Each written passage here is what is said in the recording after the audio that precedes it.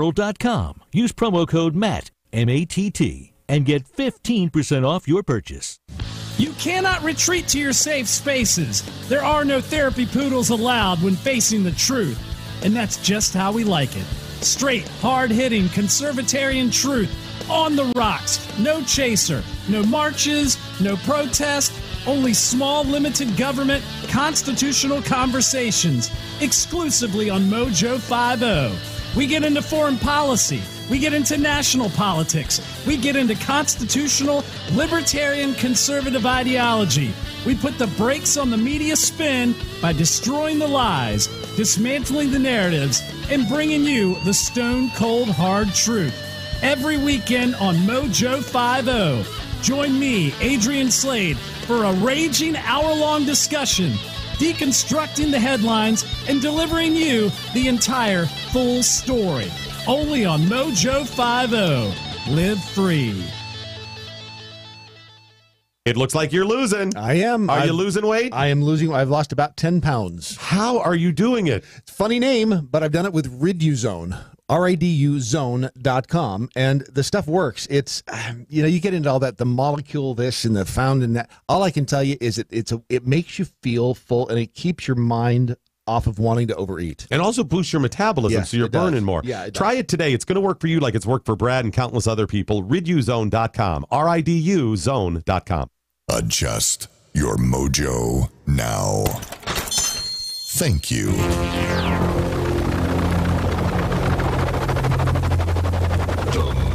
Ship has landed. Doc Thompson. Brad Staggs. The mighty MoJo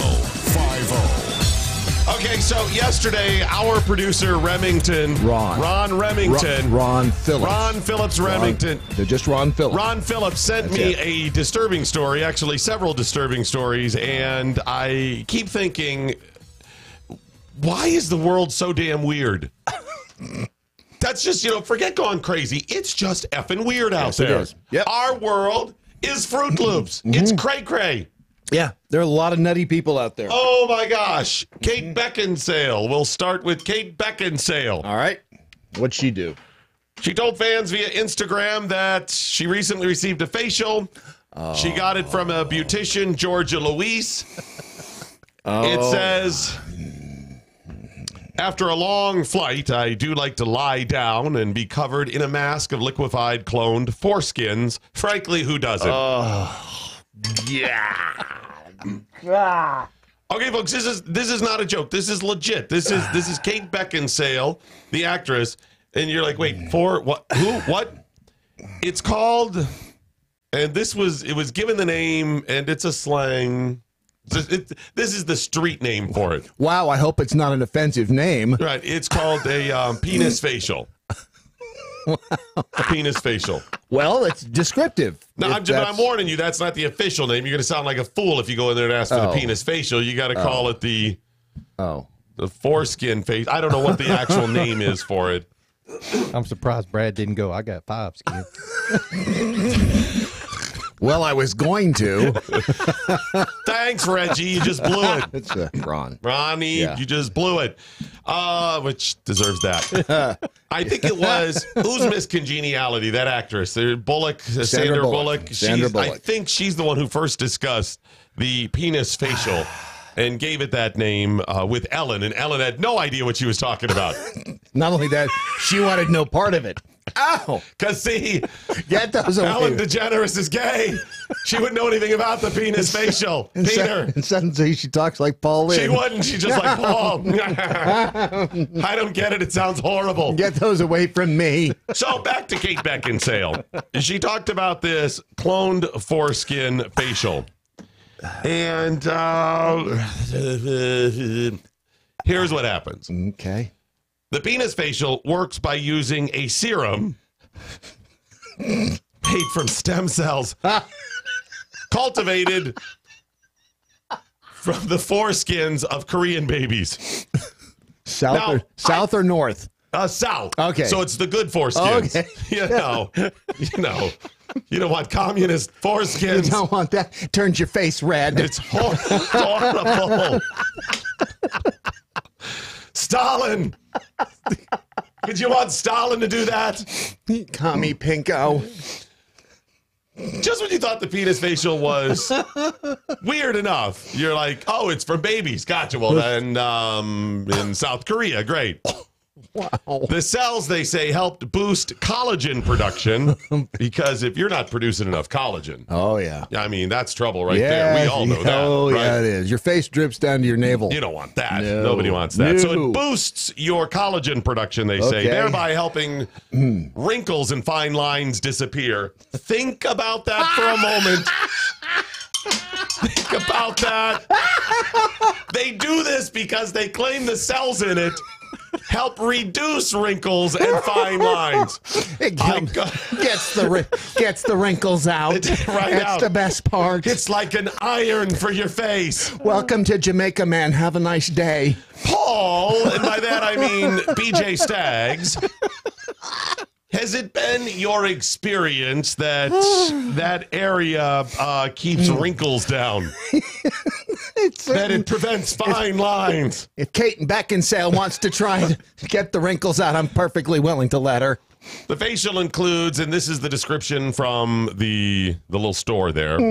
Kate Beckinsale put. Wait a minute, they have a little store? It's actually like a little storefront you go into and have this procedure done. I believe in New York. Heard it all. The facial includes a cleanse, first of all. First, we're going to wash it.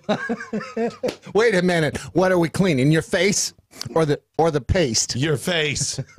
Followed by an intensive TCA peel. You get your TCA peeled. You know, that's $20. Same as downtown. Then, micro needling. Ow!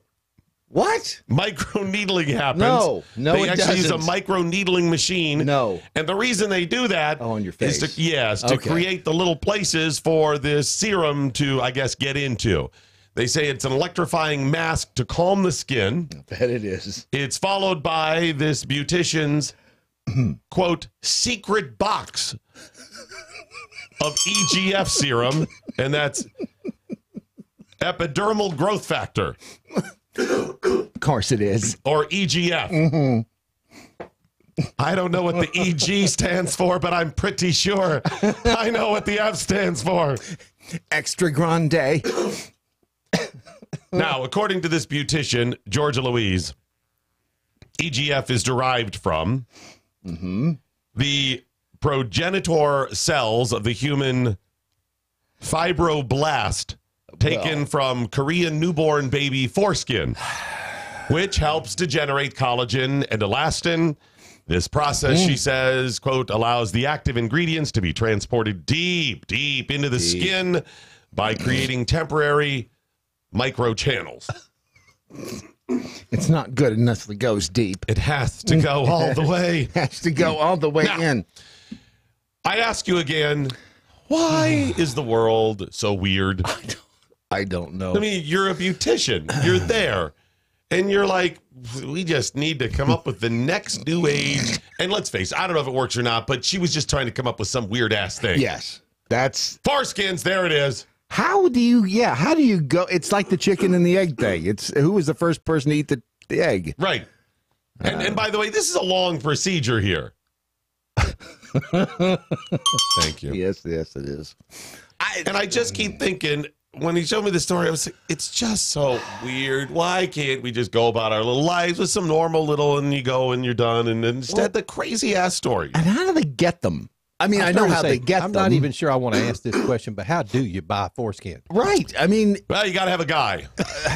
You got to know. You got to know a guy. Is it on the black market? Does the hospital? No, it could be white people too. Well, if it's South Korea, Yeah, it could be Asians, could be white. I mean, it could be anybody. Well, okay, so in the hospital, they're doing the there's a website, and snip Brad. snip and in the trash. There's somebody going by and scooping them up for later. These are going to be Wait a valuable minute. down the road. I've got a stockpile of It's them. a dumpster dive. Oh, I'm in. I got one. I'm in. I got one. Wow, you know what? You really have to search through the trash to find those too, because they're tiny. Right. I can see a doctor hold his smock open and go, I got How much? How many? How many? I got two. I got two. Wanna buy Who needs foreskin? one? Who needs one? This one's fresh off the truck. I got two down front. Yes, apparently there's a market and somebody collects them and you got to know it. And they say circumcision is pretty common in South Korea. It's just a staple. So they have been doing this for years. They have set up some sort of business where they collect these and then they sell them for people. It's about the stem cells. Well, and then they said they're cloned. So I don't know so much going on. I don't know there. what the whole cloning thing, how that works, but yeah, they collect them and somehow this had to have started off as a challenge. Hey, you know what? I bet I can get some chick to put that all over her face. We grind this up, and $20 is I can get her to put it all over her face. The best part, we don't even have to really get them. We just tell her it is. Yeah. Same thing. Uh-huh. Now, is this weird? This is weird. Oh, this is, yes. And I thought this was very odd, and I was like, just stop. And then I realized, Brad, you know what? I'm okay with it. I'm fine with this. I'm fine with it, and I'm on one condition. Okay. If this is going to be a thing, I'm fine with it on one condition. The kid who donated the material gets to know who he donated to. When you grow up. Yes. When you get old enough. Yeah. So you could say, Kate, what's up? You get to meet them. Hey, Kate, how you doing? Hey, my name is Kim Jong-un. When I was a baby, you and me. How you doing? How you doing? Put it on your resume. That is... I'll tell you what. If I'm a kid, regardless, I claim I hooked Kate up. Oh, yeah. I just own this now. Uh-huh. Yeah, I may tell my kids to just start claiming they're half Korean. Yeah. So, sure. Might as well. Why not? Go ahead. Have a good time. You get a little certificate, participation trophy. You know, I've never really understood the phrase dick face until now. It never really made that much sense to me. Now it Now does. it does. It kind of... I was like, I don't understand. I guess it's Now just you put the do. words together and it's, whatever. But now I get it. I didn't. You realize you're going to live long enough that a story like this will come along. You go, yeah, I know. Meh. This will be like your top story. This will be the serious thing. It'll just be standard. It'll be like, man gets cup of coffee today. Right? Yeah. And you go, yeah. And by the way, live long enough to see that. That's about a week and a half away. I know. It is. Wow. At least it's not feet. The people who are into feet weird. I got to tell you, I'm doing this thing wrong. Yet again, today I realize I am doing this wrong.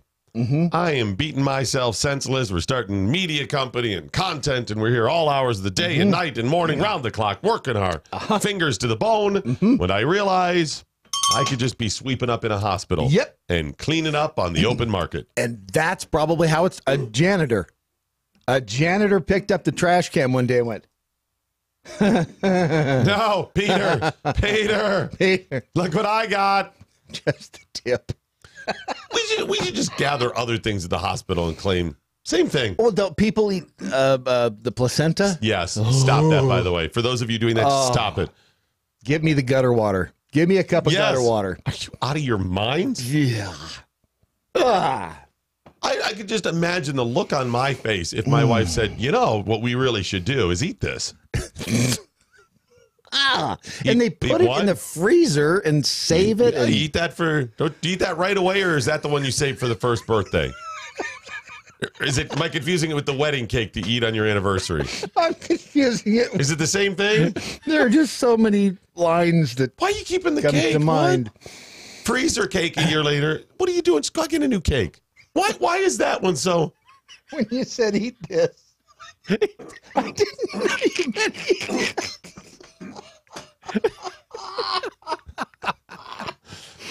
Oh God, that is just so. Have a slice. How do you want that, medium? It's got the grill marks. Get Chef Patrick up. I want to know how you cook placenta. Go get him. Call him. They say it tastes like liver too. It's that spongy. You bite down, it just collapses. Like steak, you bite down, it bounces back. Liver, you bite on, it just boom, like a sponge. Same way with placenta. What are you doing? And by the way, if it was that good, if it's that significant, how come there's not a placenta food cart somewhere? Or a restaurant? Do you want to know why? Don't. Okay, erase that last 20 seconds. That's what we're starting next. Oh, snap. We just serve liver. Oh, yeah, you're going to love this placenta. It tastes a lot like liver. No, it doesn't. I've had better. Yeah. Right? Oh, yeah. Somebody will make so weird is so. I really would love to bring Thomas Jefferson or George Washington, James Madison, one of these cats, and just go, okay, I want you to just look around. Look at what you started. Look at this. See all the highways, and we've got cars. They couldn't even imagine plastic at that time. Look at this. Look, I got a phone. I can look up everything you've ever written right here, no matter where I am. Oh, yeah, and people are eating placenta and getting foreskin facials. Look at what you've created. Wait, they didn't. Did they do? Yeah, I guess they did do circumcision back then. I don't know. I guess they did. Yeah, I mean, isn't that biblical? But don't look at me. You're not off on your historical circumcisions. The founding fathers' circumcision rituals. You're really failing us here, Steve. But that's Ron. Ron Stevens. Sarah, the original Jackhole, says, I have a friend who ate all of her placentas, made me want to vomit. She dried it, ground it up, and put it in capsules. Well, why would you want to waste it like that? Why not grill it? Right. I mean, that you get the full flavor effect. Wait a minute. She didn't have to chew it, right? She didn't have to physically eat it. Right. So she thought it was that healthy that she needed to ingest it, but she wanted to put it in the other form. I need a big handful of toenail clippings right now. I got to tell you, that's a lot of work. I don't have time to make out my bills and go to the store, and she's drying and grinding placenta and putting them into capsules. You got that kind of time on your hands? Yeah. She needs a hobby. Hey, I'd love to come to your party. I'm just up to my elbows in placenta. No, it's not drying right, and it's sticking to the pan. Mom, do you still have that dehydrator? Do you still have that at the house? Are you making fruit roll-ups? These strawberries taste funny. Yeah, it's placenta. It's from the birth. Wow. It's afterbirth. It's it was a part of me. It was. You're eating it now. You're soaking in it. Is it mild? It's more than just mild. It's placenta. Hell is with people. I don't know. And you know where they got this? There, people used to do it, and it was really healthy. Jeffrey Dahmer. Yeah, exactly. What people, and haven't we gotten to? Isn't that the part of that you like about evolution? Is that you don't do all those things? You weed out the nutty people. You're eating placenta. I went down and ordered a pizza. I got a cheeseburger today. I went to McDonald's. You know why they ate placenta? Because they didn't have cheeseburgers. And again, I guarantee you, they ate cheeseburgers. Nobody would eat placenta back in the day. Who was the first person to say, let's eat that? I don't think that question applies here. I think this was just a standard because people were starving. And they're like, we got no meat. Well, I guess that's meat. Barbarians. It was cave people. Oh. Yeah. Animals do that. Yeah, and a bear will eat her cub if they don't have enough food. Yes, exactly. But that's because they do not have a credit card that they can run up and just to order cheeseburgers. They can't go to Sam's Club or Costco and get free little samples. I wonder if it is vegan. Hazel BR549 wanted to know if it was It's meat. How is it vegan? People is not vegan. Well, is people plant? People is not plant. Is it? It's not. People it could is be plant. Vegan. It's not vegan. It could be vegan. Vegan is no meat. That's meat. People meat is meat. Soylent Green is people. It's made from people. It's meat. Okay, well, yeah, technically a vegetarian that eats plant products only. Okay. There it is. All right. Well, no. Especially one who uses no products derived from animals. Is it what? Is that considered organ meat? No, that's the facial. That was the... Here, eat this. Wow. All right. Brad, who was the first person to ask to put the foreskin on my face? Same person that wanted to have a big, yummy bite of placenta, yes. Stormy Dan. Stormy Daniels. Way to go, Steven. Steven, you're on today. He delivers it so straight. I didn't even know it was a joke. Which is ironic because we're doing Paul Lynde. And I said doing Paul Lynde. All right, can we just move on and get to charitymagnets.com? Oh, yes. Charitymagnets.com. What a fantastic organization that offers magnets that are of a charitable nature. They're so proud to be following that segment. I know. Do you realize every client was listening going, not me next. Not me. No. It's the fat guy walking down the aisle of the airplane. Not me. Don't do it. Don't sit next to me. Oh, thank God he said charity magnets. Yeah. Now, charity magnets is a great way to, especially at Christmas time, these make great gifts, especially if people collect magnets. Have you ever seen somebody's house, and I'm not going to mention any houses, but mine, that has you can't even see the refrigerator for all the magnets. I know a guy like that. Yeah. Well, it's not me. Who has a significant other? It's not me. Okay. And there's magnets everywhere. And so please don't tell her about I'm pretty sure those are designed and produced beautifully in order to get some money for charity. No, not the ones on the refrigerator. And also to honor, the one in your hand. Oh, yes, the ones in the And then to honor law enforcement. Yes, exactly. Which includes first responders, corrections officers, members of the military. And it's not just magnets either. They have the ones that you can attach to your license plate so that, and I'm just going to put this out there. I'm guessing if you have one of those on your license plate, it may help you in certain situations. I don't know that it will, but I don't think it's going to hurt you. It's certainly not going to hurt. And when you like to go faster than what is legally permissible, I'll take any possible advantage I can get. Having a carry permit, by the way, does that. Yeah. Really so just go to charitymagnets.com, charitymagnets.com. And for each sale, a donation's made to Cops for Kids with Cancer. It's charitymagnets.com. It's probably a great stocking stuffer, too. Yes. I mean, the smaller the keychains and that, the license plates and that, you could do a whole combination and wrap that up as a separate prize. Given the opportunity to receive on Christmas morning a charity magnet. Yes. Or one of their products.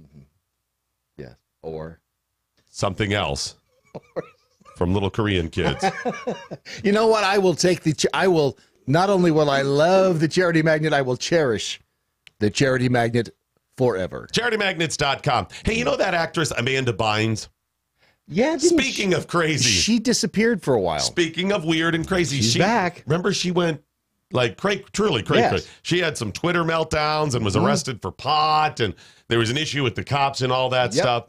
The world is just weird. Yes. And now she's explaining what went wrong. So now we could get a little insight into the crazy. Okay. All right? She's cute. I don't know if she's ever received a penis facial. I don't know. I'd lay money on it. Okay. But we know other reasons or other things that happen to prove that she's crazy. Yes. Starting about 2010, she said she started making headlines for all kinds of odd behavior, weird tweets, legal issues. Well, she is now a student at the Fashion Institute of Design and Merchandising, pursuing her Associates of Arts degree. But she said she wants to return to acting now, which she had retired from via Twitter. She just tweeted out, I pretty much quit this bitch a while back. So she explained what happened. She said she became depressed. And I think this will sum up all of the crazy. Okay. Became depressed after her 2006 film, She's the Man. Remember when she did that? She plays a teen girl dressing in drag as a boy to pose as her own brother. It's one of those teen things. Yeah. She's pretending to be a boy. Okay. Sounds hysterical. Okay, so she said she became depressed just after that movie. And here's her quote. She said, I went into a deep depression for about 4 to 6 months because I didn't like how I looked when I was a boy. Seeing myself with short hair and sideburns was a super strange and an out-of-body experience. It just really put me into a funk. Oh. Wow. So that explains it. Yeah. She's effing nuts. Yes. Yeah. Well, here's the thing, though. Now that's normal. That's why she's back. Oh, that's why she's back. Society caught up with her crazy. Society has caught up with the crazy. She hasn't got normal. No. We just moved the standard. Yes, exactly. That's a pretty good place. Okay. Yes. Because now, the pictures on the interwebs of the pregnant men. So she actually, so good. So what started her doing, amped up her drug use. Yeah. Because she said she'd smoked pot before that, but amped it up. and caused her depression, caused all his legal stuff, was that she watched a movie that she knowingly participated in, that she got paid for an actress, right? Where she had to dress and pretend to be somebody else. Yes. And she didn't like pretending to be somebody else. It just put her into a funk. It was kind of an out-of-body experience. You know, I would say she may have chosen the... what was that? The wrong profession. What do you mean? She doesn't like dressing up as people, puts into a funk. Well, that's just it. When you're an actress, that is the job description. When you go into the unemployment office, I'm looking for a job as an actor. Welcome. Well, do you like to... do you like to dress as people? Well, no, I don't like to... that's part of the job No, I like being me. I don't want to be anybody else, but I got to be me. Yeah, but you're going to act as other people. No, that makes me uncomfortable. I want to be an actress, but I don't want to do that. I just want to be me. Can I do that? That seems like maybe a different profession or something like that. No, I really want to be an actress. I just... Can you imagine if she's telling the person, she's like, I'll do it if I don't have to act. Yeah. If I don't have to be anybody else. Listen, I'll be a chef if I don't have to cook stuff. Well, yeah, so would I. You know. Yeah. I mean, I'll be a professional driver as long as, I don't have to drive anybody. I mean, I don't mind driving as long as I don't have to drive. Exactly. Yeah. Yeah, that was her, and now the world has caught up with her. Right. So now she's not really crazy. She's just normal. She said, I officially retired on Twitter, which was, also stupid. If I was going to retire the right way, I should have done it in a press statement. But I did it on Twitter. Real classy. But, I was high and I was like, you know what? I am so over this. So I just did it. But it was really foolish. And I see how now I was young and stupid. I had said so many words when you could have just said, see, I'm crazy. Yes. Yeah, that sums it up. A mojo for every state. MoJo 50. I'm Mike Opelka from PureOpelka.com. Here's your 2-minute drill. Can we now officially end the gender reveal parties, the idiotic events that are created just to build hype and get more stuff for the parents expecting a baby's arrival? Gender reveal parties take all kinds of forms, and parents are challenged to be as creative as possible. And now an $8 million gender reveal party should put an end to the madness. What am I talking about? I'm talking about a gender reveal party put together by an off-duty border agent named Dennis Dickey in Arizona. He set up a target with the words boy and girl, coated it in the highly explosive substance tannerite, and he was going to shoot a weapon, hit either the boy or the girl. A cloud of blue or pink was supposed to arise, and the tannerite would explode as well. Well, the tannerite exploded very, very well. And it ignited a brush fire that burned 47,000 acres and cost more than $8 million. Dennis Dickey lived up to half of his name and has to pay $100,000 in immediate restitution plus $500 a month for the next 20 years. Is it time to put an end to the gender reveal parties? Yes. And really, shouldn't we anyway? Because the kid should be allowed to pick its gender when it turns 30 or something. End the madness. Stop the gender reveal parties. Testudo, my friends. Testudo. Mike Opelka's 2-minute drill is powered by MoJoWildRice.com. Their wild rice is a superfood, gluten, sodium, fat, and cholesterol-free, yet high in fiber, protein, zinc, phosphorus, and trace minerals. But you're going to love it because it's delicious. MoJoWildRice.com. MoJoWildRice.com.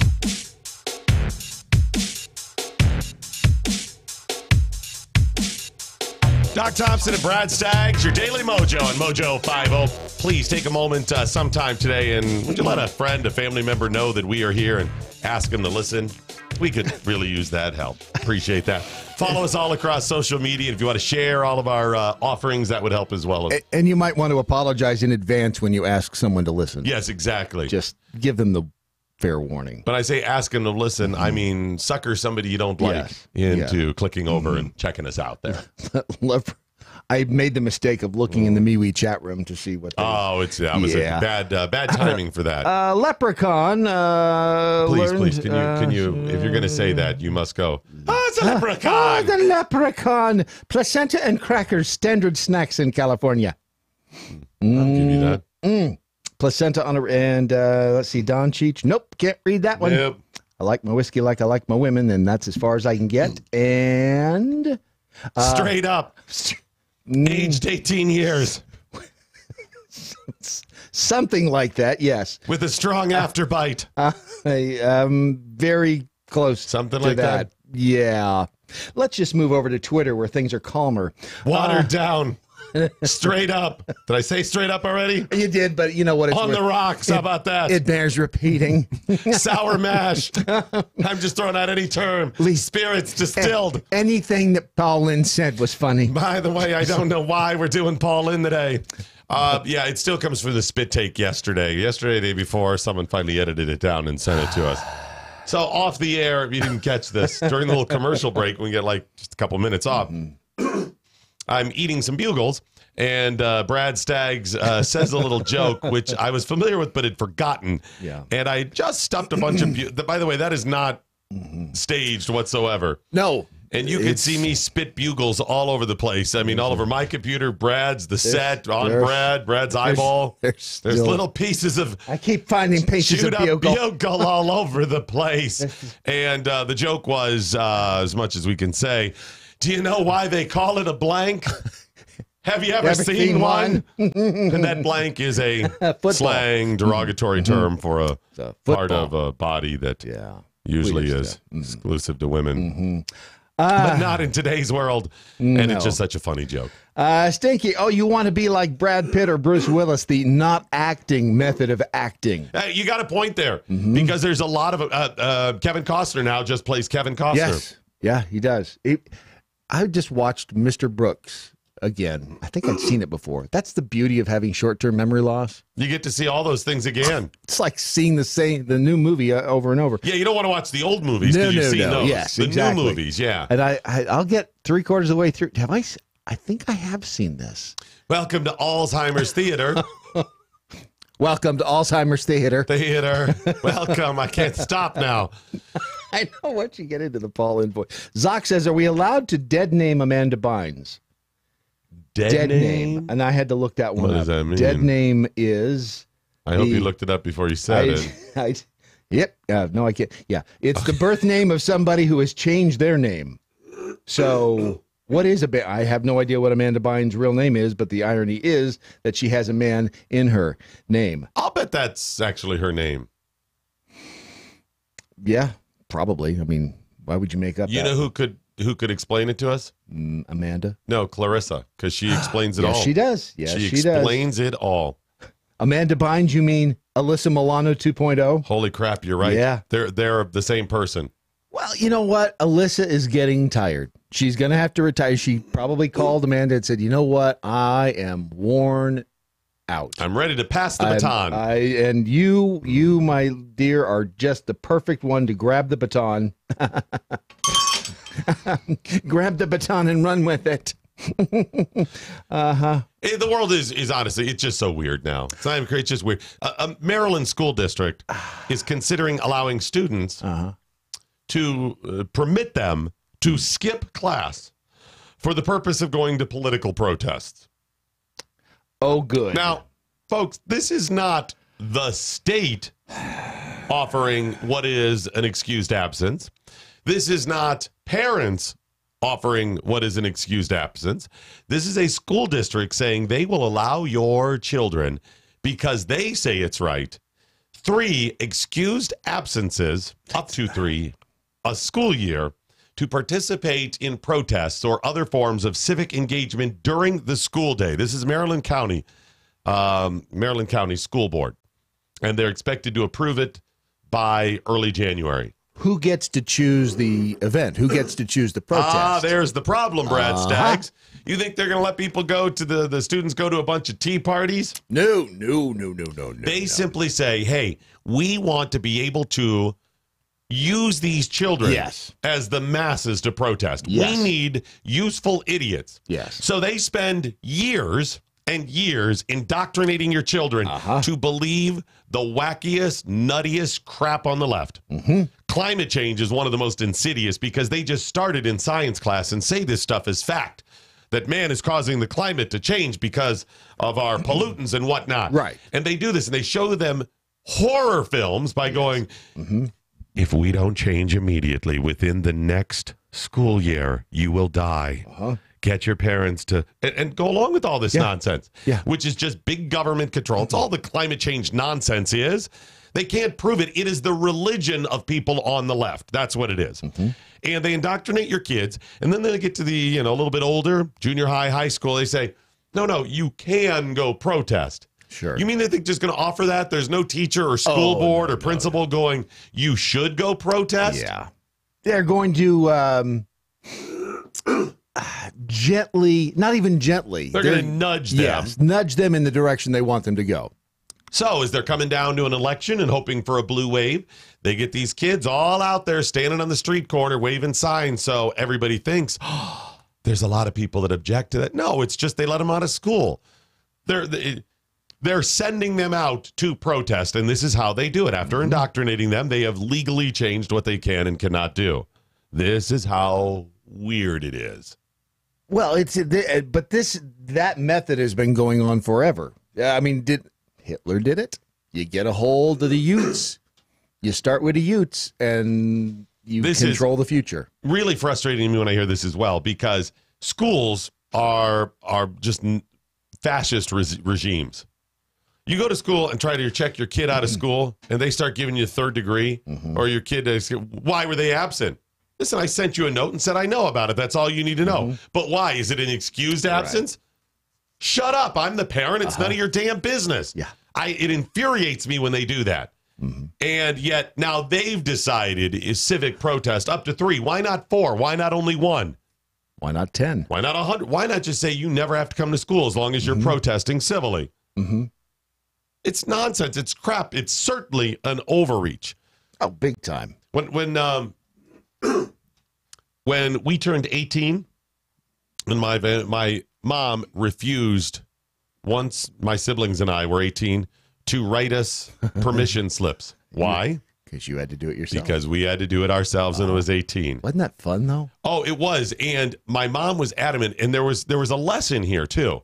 You are now an adult. I am not responsible for you. And it was a little FU to the school, too. This is the law. They are 18. They are responsible for themselves. And she refused to write them. And a couple of my siblings, I remember going into school, was giving a bunch of crap about it. And mom gave them what for. Mom and dad didn't play about stuff like that. I remember actually being late, or was I late, or did I just skip a whole day and just so I could write myself the note? And your sophomore teachers were fine with that? Yeah, well, my 7th grade teachers. 7th grade teachers were fine with. See, you were best 5 years of my life. I've spent in the 7th grade. Best 5 years of my life, Peter. The world is just so weird. Bashar Mugabe is who? Bashar Mugabe is an international medicine specialist. This is in the UK, practicing at Moncton Hospital. I've been there many times. You really want to go in the autumn when the leaves are changing. Very in the hospital. nice campus. It's beautiful. He graduated from the medical school in Jordan in 1995. And he wanted to become a cardiologist, which is a subspecialty in the field. So in 2012, he enrolled in a cardiology residency training program. And as part of this, he had to do his residency, right? This was required residency. He filed a lawsuit claiming that he was unfairly kicked out of the medical school, rather. Right. He was. I went to medicine school. I went to medicine school. It says it on my resume. Right. Might be a red flag that you're lying. And he said he was unfairly, unjustly kicked out of the program. Why'd they kick him out? Well, they say he was kicked out for plagiarism. He was required to write an essay to demonstrate he understood material and all this stuff. Right. And he was kicked out because they found out he had not written it. That can be a problem sometimes. That he had plagiarized it. And they proved it, and he said he admitted that he plagiarized it. Well, but he said he was unfairly kicked out. He should have been allowed to plagiarize it. Well, yeah, I mean, because somebody else had already written the good words. Why couldn't he just take them? Yeah, the topic of the essay was honesty. He was required to write an essay to demonstrate that he understood honesty as part of the residency. Well, and he plagiarized it. You know what we call that irony, Peter? It's ironic that it's so filled with irony, so much irony. It's like rain on your wedding day, Peter. It's the good advice you just didn't take. So they kicked him out, and now he is suing them because he plagiarized an essay on honesty. You know what? He'll win. Mark my words. He'll win. He'll win this one. I don't even know why he'll win. But I just know he will because it makes no sense that he shouldn't win. Right. It's Amanda Bynes. I didn't want to act like somebody else. They required me to act as part of being an actress. Yeah, this is the weirdness. This is the 180 degrees. Nothing makes sense. And here's the thing: your friends and the people on the left and the CNNs of the world, they know this crap is nuts. They know it. They have to accept this. Let me give you an example. I went to a bunch of the different Tea Party gatherings back in the day. Even had one of the first ones in the middle in Central Virginia in Richmond. And this was the one on tax day, April 15th of, let's say, 2009. Right. It was 2009. And we had about 5,000 people standing in the cold, sleeting rain, Kanawha Plaza, downtown Richmond. It was packed. And it was amazingly successful. I went to a bunch of these, and I even told people at the time, I said, the next day on the air, I don't know how long this movement's going to last. I said, eventually I will rebuke it. I will tell you that it's gone nuts and and it's become politicized. And it did. Yeah. And then it played its course. Yes, but for a few years, very powerful and got people engaged. But I went to a bunch of different Tea Party gatherings all across the country. I spoke at gobs of them. And I noticed that almost everybody there was a good, solid person for the same reasons. But a few of the people that would show up out of the thousands and thousands were crazy. Yeah. They were primarily like-minded. Like you'd be like, something like this. You go, and we need less taxes. Yes, less taxes, less taxes. And we go, smaller government. And we need to stop the Jews. Wait, what? Hold on a second. No, I didn't say anything about the Jews. I said we need to choose smaller government. I know, but we also need to kill the Jews. No, we don't. And the blacks. Wait, what? Yep, there was always one in the crowd. There's a couple of them out there. Yeah. And they would take even things like Tea Party was mainly about less government, less taxes. Yeah. But with that, you got a lot of people on the right who, were like-minded about taxes and that, but they had some other things that were primary, like abortion. And I'm anti-abortion. But you had people who were primarily, all of their political things were, no abortion. Got it. Right. Yeah, I also believe in less government and smaller taxes. But 99% I'm here, less abortion, but I know there's like-minded. And it got all these weird things or whatever. That's what I think is going on here. The people on the left know that all of this is crap. They know that. But they have to accept all of these people in order to get them to fire Donald Trump, to elect Alexandria Ocasio-Cortez, right? In order to get those done, they have to accept all of the, and it's like, just don't pay any attention to the people who are getting penis facials. Stop it. Just don't. Shh. That's just Kate. Just Kate. Just giggle and talk about the women's movement. Talk about #MeToo. Yeah. Right? She'll go away. Just. They know this stuff is nuts. They know that people who plagiarize essays on honesty should actually be kicked out and should have no standing when it comes to lawsuits. Right. But they have to accept it because this guy's going to be like this. Just go along with it. Well, they need the numbers. That's what it is. They need the crowd. So they're putting up with this nonsense. And the the most amazing, marvelous part about this is that stuff is going to screw them too. Oh, yeah. It will screw them. They will be in so much trouble. Yes, you and I are going to suffer because of stuff like this as we continue. There's more suffering on the way. Yeah. But take some solace in the fact that they are going to suffer as well. Yeah. Well, see, we have the advantage of it's a mixed blessing. We're going to suffer, but we also get to talk about it. Yeah. They're giving us great material. Lots of material on the way down. Lots of it. It's a fun ride too. It really is. It's Steve Buscemi in Armageddon. Yes. He's got a front row seat to the end of the world. That's what you got here, folks. Yeah. If you just laugh at it because you can't stop it. If we have any hope, it's just forward and through. Yeah. We are in the middle of the valley of death. Sorry, we can't go back. Right. But there's a possibility we can get through the other side. That's what I'm hoping for. It's knowing the nuclear bomb is on the way and just hoping it hits you first. No, that isn't what I was going for. You don't want to be standing on the periphery. You want if you know the nuclear bomb's coming, you want to be right there at ground zero. Yeah, but you're gone. I was thinking more of I'm on one side of the nuclear blast and I have to get out of it and I can't go further back to get out of the range. I'm hoping I can get out of range on the other side. That was more of that. I'm still hoping to be out of range of the nuclear blast. No. The fallout, I'm hoping to... No. We're a little off on this there. You're just a bit more pessimistic. I'm just saying. I'm a realist. That's all. Okay. All right. That's fine. It's going to get you. It's going to get you. You might as well go out fast. But at least you get to see it coming. I was just really hoping to get out of the Valley of Death. No. Into the Valley of Death rode the 600. Cannons to the left of them, cannons to the right of them. Volleyed and thundered. They volleyed and thundered, Brad. See? They zigged when they should have zagged. You know who that is? I have no idea. That's the Charge of the Light Brigade.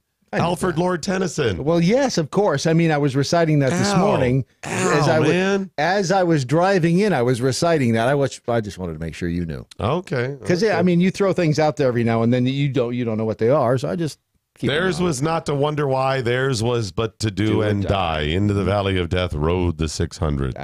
Do you know a lot of literary quotes? Are you a fan of poetry? I am a huge. Do you like men? Do you like to be manhandled? You ever seen the inside? Have you ever seen the inside of a Turkish men's prison? Would you like to? It looks like Scraps is a boy dog. I'm a big fan of Alanis Morissette. Let's just leave it at that, shall we? It's a bitter little pill. Sorry, Patriot Mobile, you're up next. It's just luck of the draw. Sorry about that. See, the nuclear bomb didn't hit you. It didn't. You're standing just far enough away to see the blast and see it coming. No, it didn't hit relief factor. That's true. It didn't hit, right on game, but sorry, Patriot Mobile, it kind of got you. Not as much as it got Charity Magnets. Sorry, they're gone. They're done. Their days it's over there. They're going to CBS where it's calm. It's calm. PatriotMobile.com/doc. They didn't get a direct hit. They just got the fallout of the content. We've put enough distance between that and this. Little pauses. Little Charge of the Light Brigade. Go to PatriotMobile.com/doc, please, today and sign up for an account. It really is a wonderful service. And I know what you're thinking. Yeah, Doc, I'd like to, but it takes time. No, it's only a couple of, it's relative, but it's only a couple of minutes. You could probably do it within 10 minutes, and most commutes are about 20 to 25 minutes a day. Just dial 800-A-PATRIOT. Right, just dial and call them on the way to work today. Log on and you get to work or get up. PatriotMobile.com/doc. The other thing is you're worried about coverage. A cell phone service is one of those. You may not even like the company. You know what it is? It's the battered woman's or battered spouse syndrome. You become a bit institutionalized. You know it's not right. It's not comfortable. It's good. And guess what? There is good in the world that you could have, but this is the bad you know. It's not comfortable, but you become comfortable in the situation of bad. The good stuff is waiting for you just beyond the edge. It is, but you're right there. You know this. This is the bad you know. And it's not even a fear that it could be worse out there. Right. It's just, I just know that this is the bad. Did you know that they'll buy out your current contract up to $500 a line? Yeah, they vary these programs all the time. They've had ones where it's even more. So at any given time, I know they usually offer some sort of buyout. It's like $500 right now. You get a BOGO, which is a buy one, get one free. They sell shoes? No, it's lines. Buy one line, get one. It's not BOGO is usually with shoes, but you could use it with cheeseburgers or anything. Okay. Yeah, it's patriotmobile.com/doc. They have great deals on phones.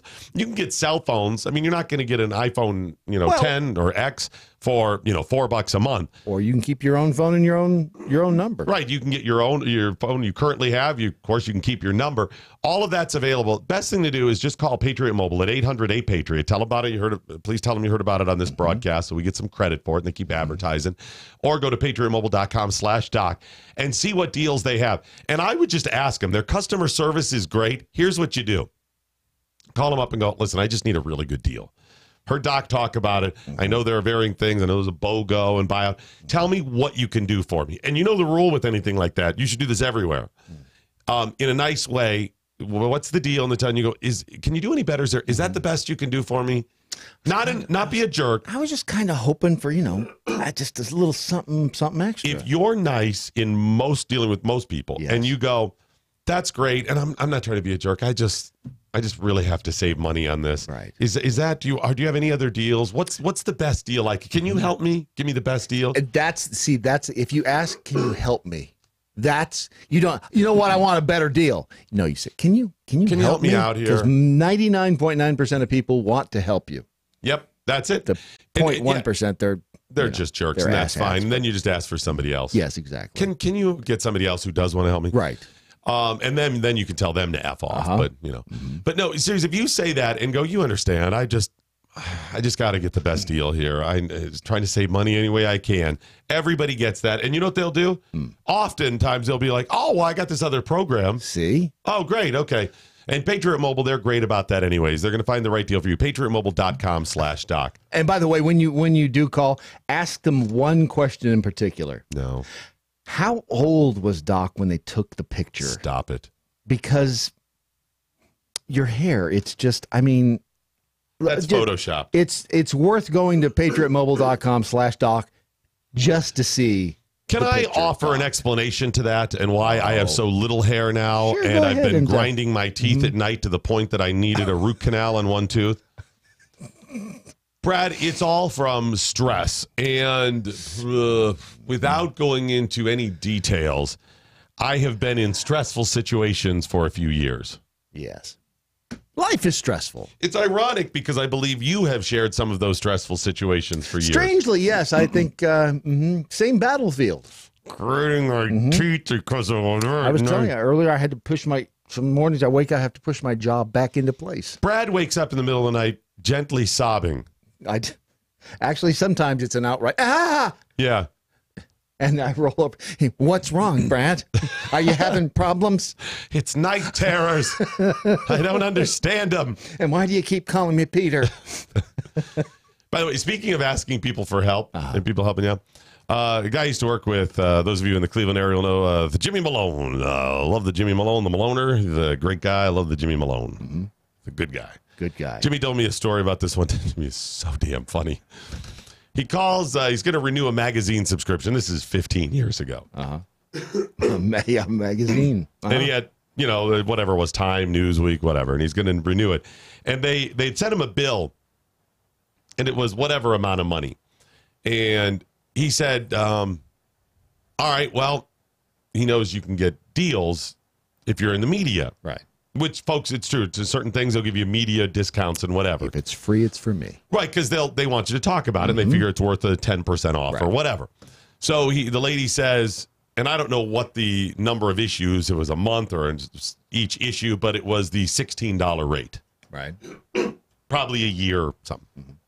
And he goes, $16. And he goes, okay. He goes, is that the best deal you get? She goes, yep. And he goes, all right, well, I'm in the media, so is there any media discount? And Jimmy had just a little bit of a lisp. I love him. He's the best. And she goes, oh, you're in the media? And he said, yep. And she goes, all right, well, I can give you the $14 media rate. And he goes, that sounds great. And he goes, he had a a real estate business. So he had an office, and they would give magazine discounts if you had an office because you're like a doctor in there. Sure.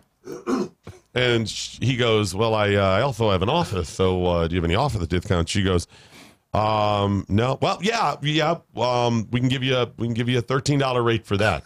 And he goes, well, that's the one I want. Saving some money. And so he keeps asking, he's like, is there any other discount I can get? And she said, nope, that's it. And he goes, all right. He goes, no, absolutely no other discount. She goes, no, there's no, unless you want the $11 rate. Yeah. That's exactly what and he said, well, let me think about that.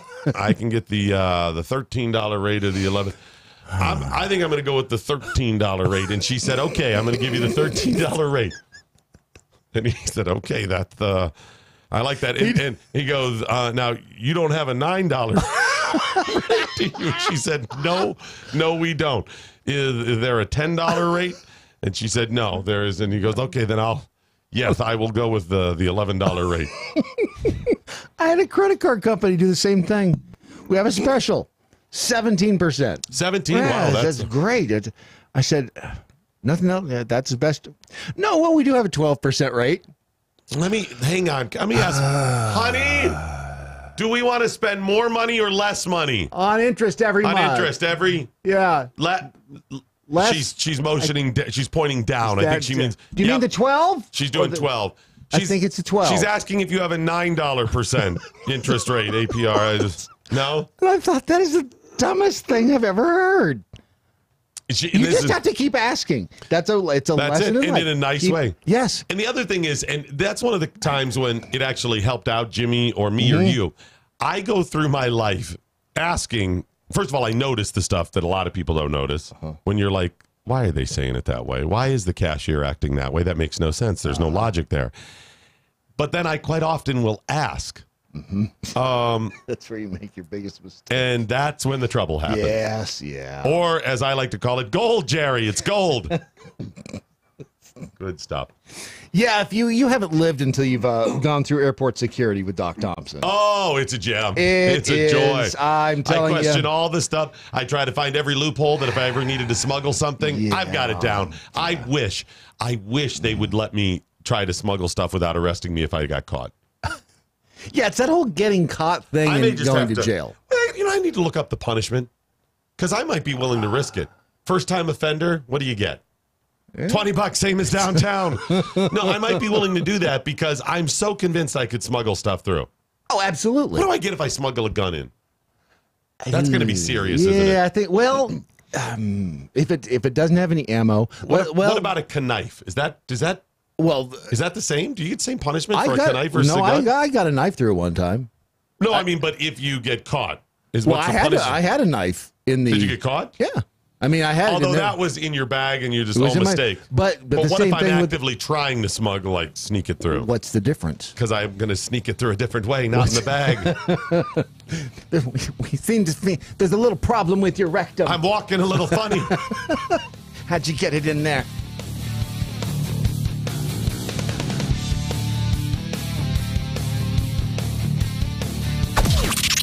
This is the seditious, rabble-rousing, liberty-loving, home of fun, entertaining, and compelling talk.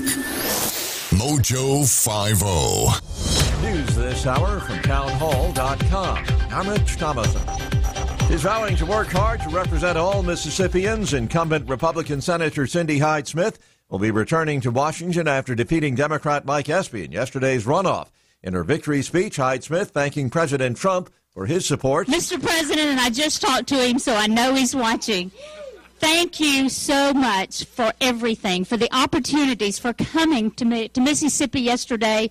2 stops, phenomenal. Democrat Espy telling his supporters that Hyde-Smith has his backing as she heads back to Washington. A minute ago, I did call Senator Cindy Hyde-Smith, and I no.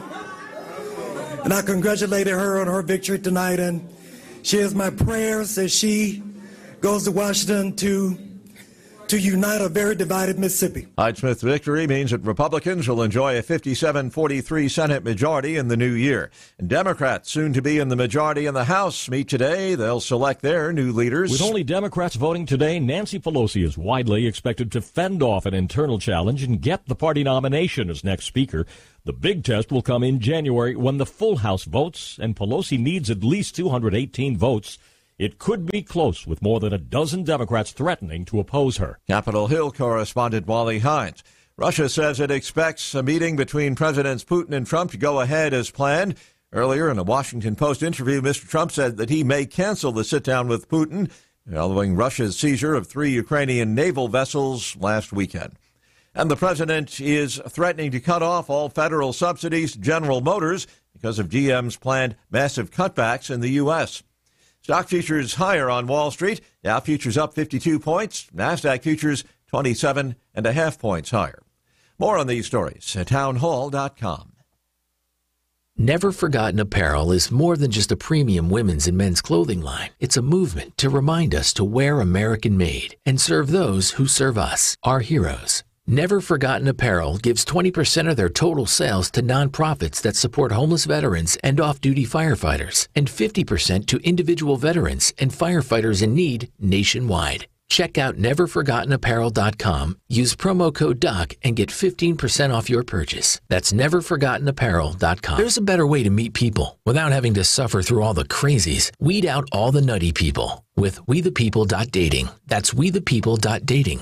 It's easy to find a liberty-minded match, and it takes less than a minute to create a free account and begin browsing through over 11 million monthly subscribers. Look, we all know the success of a relationship hinges on the core shared values of a couple. So check out wethepeople.dating. Sign up and start dating today. Wethepeople.dating. Life, liberty, and the pursuit of a partner. This is David Barton with another moment from America's history. As Christians become more active in politics, they must remember to elevate principles above party loyalty. Perhaps the best illustration of this comes from the life of Founding Father Benjamin Rush, a signer of the Declaration of Independence who served in the presidential administrations of John Adams, Thomas Jefferson, and James Madison, each of whom was from a different political party. When Benjamin Rush was asked of his personal party affiliation, he responded, "I've been alternately called an aristocrat and a Democrat. I am neither. I am a Christocrat. I believe all power will fail of producing order and happiness in the hands of man. He alone who created and redeemed man is qualified to govern him." Like Benjamin Rush, we too must remain Christocrats regardless of our personal party affiliation. For more information on God's hand in American history, contact Wall Builders at 1-800-8-REBUILD.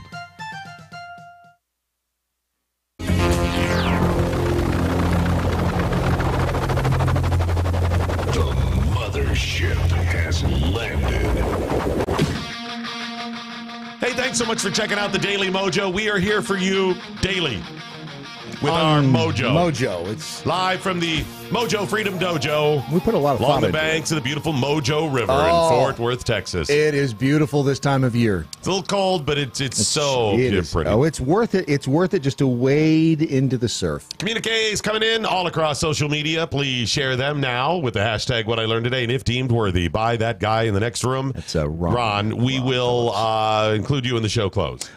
Jill Hull over on MeWe. I accidentally put a utility knife in my laptop bag when I went to interview and didn't get caught. See, but I think there's going to be one of those. If they think you just had something in there, darn it, I better be more descriptive. In your carry-on, it's not getting easier. No, it's in your not. carry-on, like a knife, and you're like, oh my gosh, they'd probably, go let you through whatever, and you could smuggle something through that way. You're right. I don't know if I gotta believe they're going to be more strict about a gun. Well, if you were going to do that, you would have to take a dummy gun through. If you were part of a television crew, like your wife could get away with it. You'd have the crew there, off to the side. You mean actually smuggle it, or if you got caught, not get in trouble? If you get caught not getting in trouble, as long as you got the crew there going, ha ha ha, we're doing a news story. Ha ha ha. I don't think they'd take that lightly. I think you'd have to talk to survivors. But what is the punishment? Because I know lots of people who have smuggled knives through unintentionally, and a couple guns as well. Mm-hmm. I've had people get caught with a knife and they just make you throw it away, or you can ship it home or something like that. Right. Okay, got it. But what if they see your bag and they're like, boop, okay, you got something here, and you're like, oh my gosh, I left it there. It seems very unintentional, and they let you just ship it home. Yes. But if they see that you have actively tried to sneak something through, that's going to be a whole different world. And what is the punishment for it? Well, because I'm not trying to just put something in my luggage and take it through security. I know I could do that. Choose words carefully. Yes.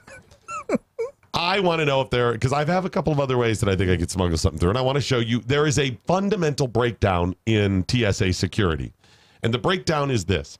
If they pat somebody down, right? If you're, nope, I'm not going through the machine. They bring that person who has not been screened into the secure area.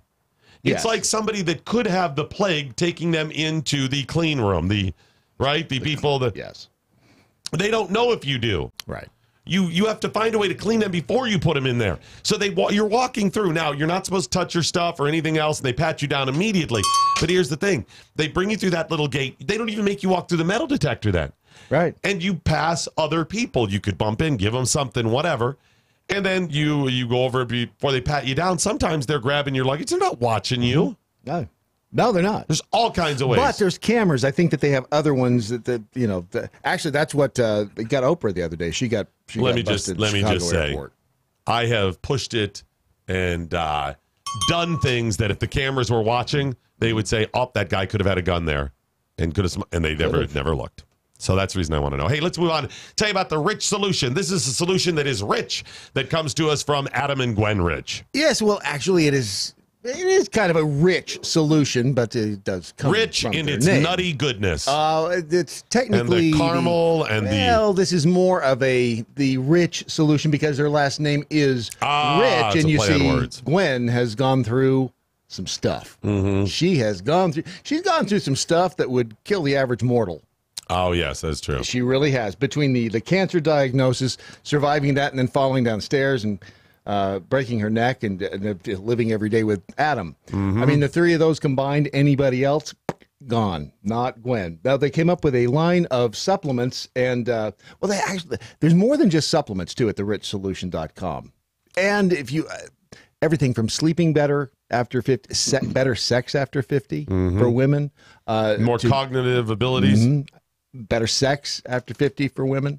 Yeah, you already said that. Yeah. And you can I also make sure. better cognitive right, and abilities. better sex for you already said that. After 50. So you got that part. That's for the physical. And the handbag. And, being physically in shape. And then you've got the spiritual as well, which they're very spiritual people. Yes. And what was the third one? Better cognitive abilities. Better cognitive abilities. Better sex after 50. Yeah. But if you go to The Rich Solution, find out their story. You can read their book all about it and pick up some of the supplements, learn about the entire program. It's going to help turn your life around if you're in a bad way. It's The Rich Solution at therichsolution.com. We've scoured news platforms and agencies around the globe for today's most profound news headlines. Scoured. Presenting them now, here's Brad Staggs. And this portion of your headlines brought to you by therichsolution.com. O.J. Simpson didn't act alone.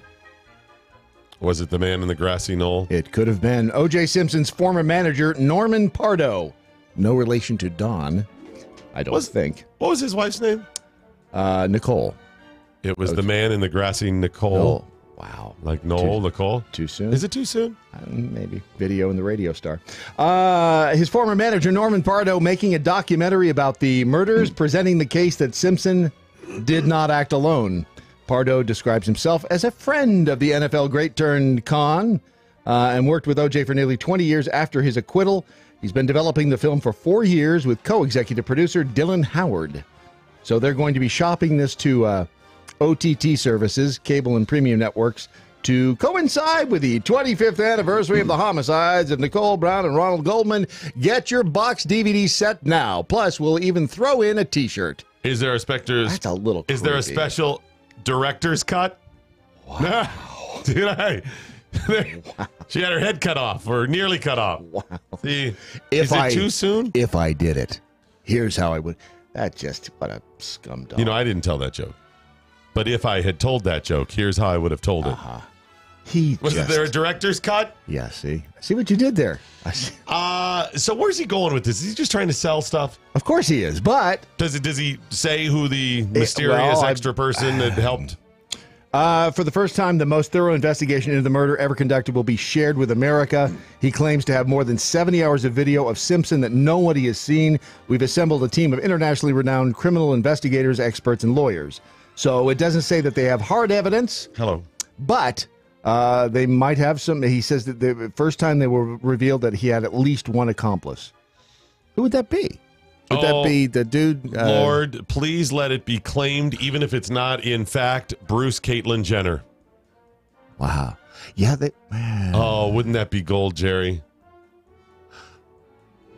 You know what? Because remember, that Robert Kardashian that's right. was one of his attorneys, right? Yes. And the Kardashian. What if Bruce...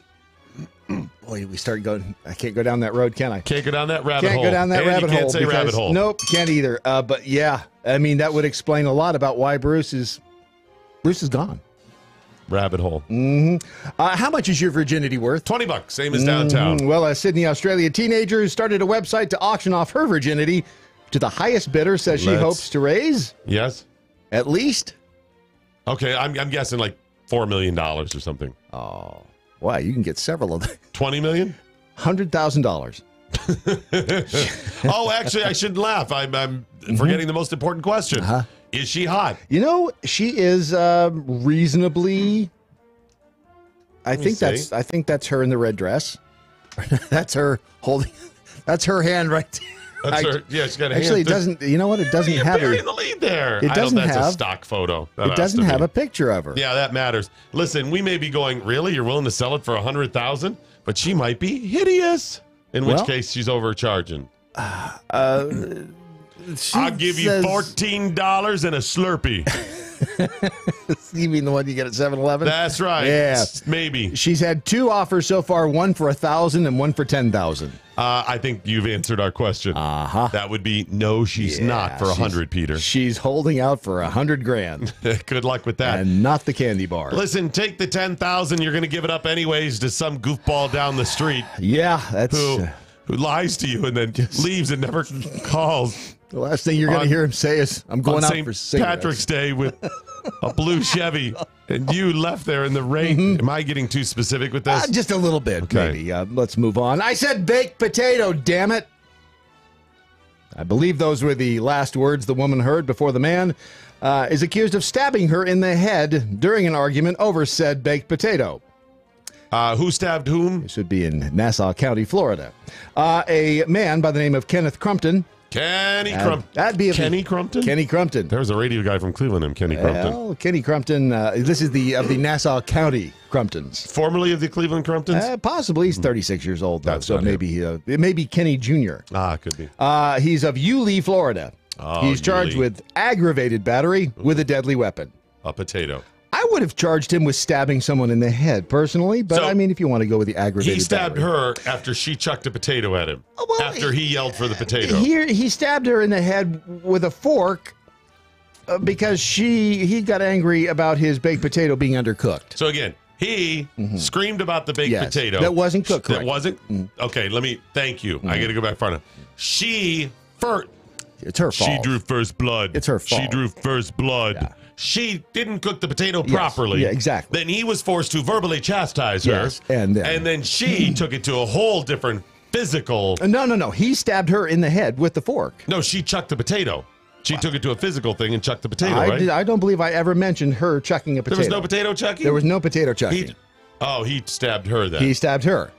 But she undercooked the potato to start with. She undercooked it, then he yelled about the potato, and then let me. She started it. She did start it, and he verbally chastised her. She must not have been responding properly, and that response would be, "I'm sorry, sir. Right. I have failed you. Thank you. I will cook this again properly, and I will make some sort of immediate restitution for this injustice." Yes, because there is a compensatory respiratory damages. Oh, absolutely. Right? Absolutely. She had multiple stab wounds, but she refused treatment. And if she did not offer those compensations, because you gotta make the wrong right. So you cook the potato properly, and while it's in the microwave, you've got to offer him some other, at least a foot rub. Thank you. Yeah. So she didn't do that, forcing him to grab the fork, the pronged utensil, and stab her in the head with multiple times. Apparently, she had multiple. Your Honor, I'm gonna have to acquit. Do we have the potato? Can we prove the potato was undercooked?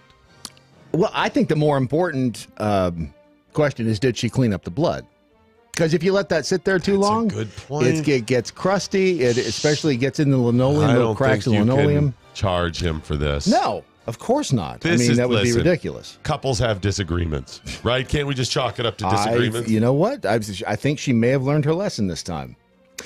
Speaking of South Korea, you know they're paying good money to be put in prison. You're going to the north? What do you? No, a prison called Prison Inside Me.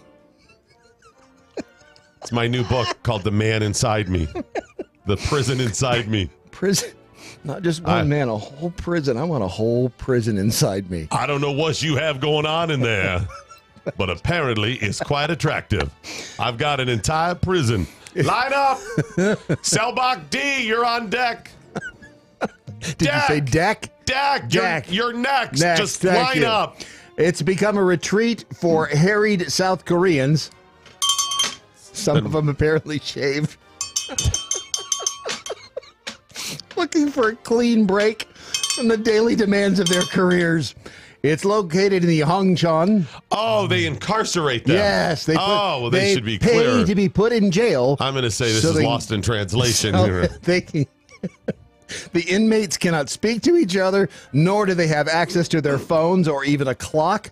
Meals are slipped under a swinging door to their cell and are fairly Spartan, apparently. So it's a good way to lose weight at the same time. I feel like I can help out here. Yes. I can help offer some sort of cultural explanation. My wife is Korean, so I think I can help out here. This was likely a service that was started by men to help other Korean men get away from their Korean spouses. Yes, most likely, yes. And they are saying, I will do anything, even go to prison, to get me away from the blah, blah, blah, blah, blah.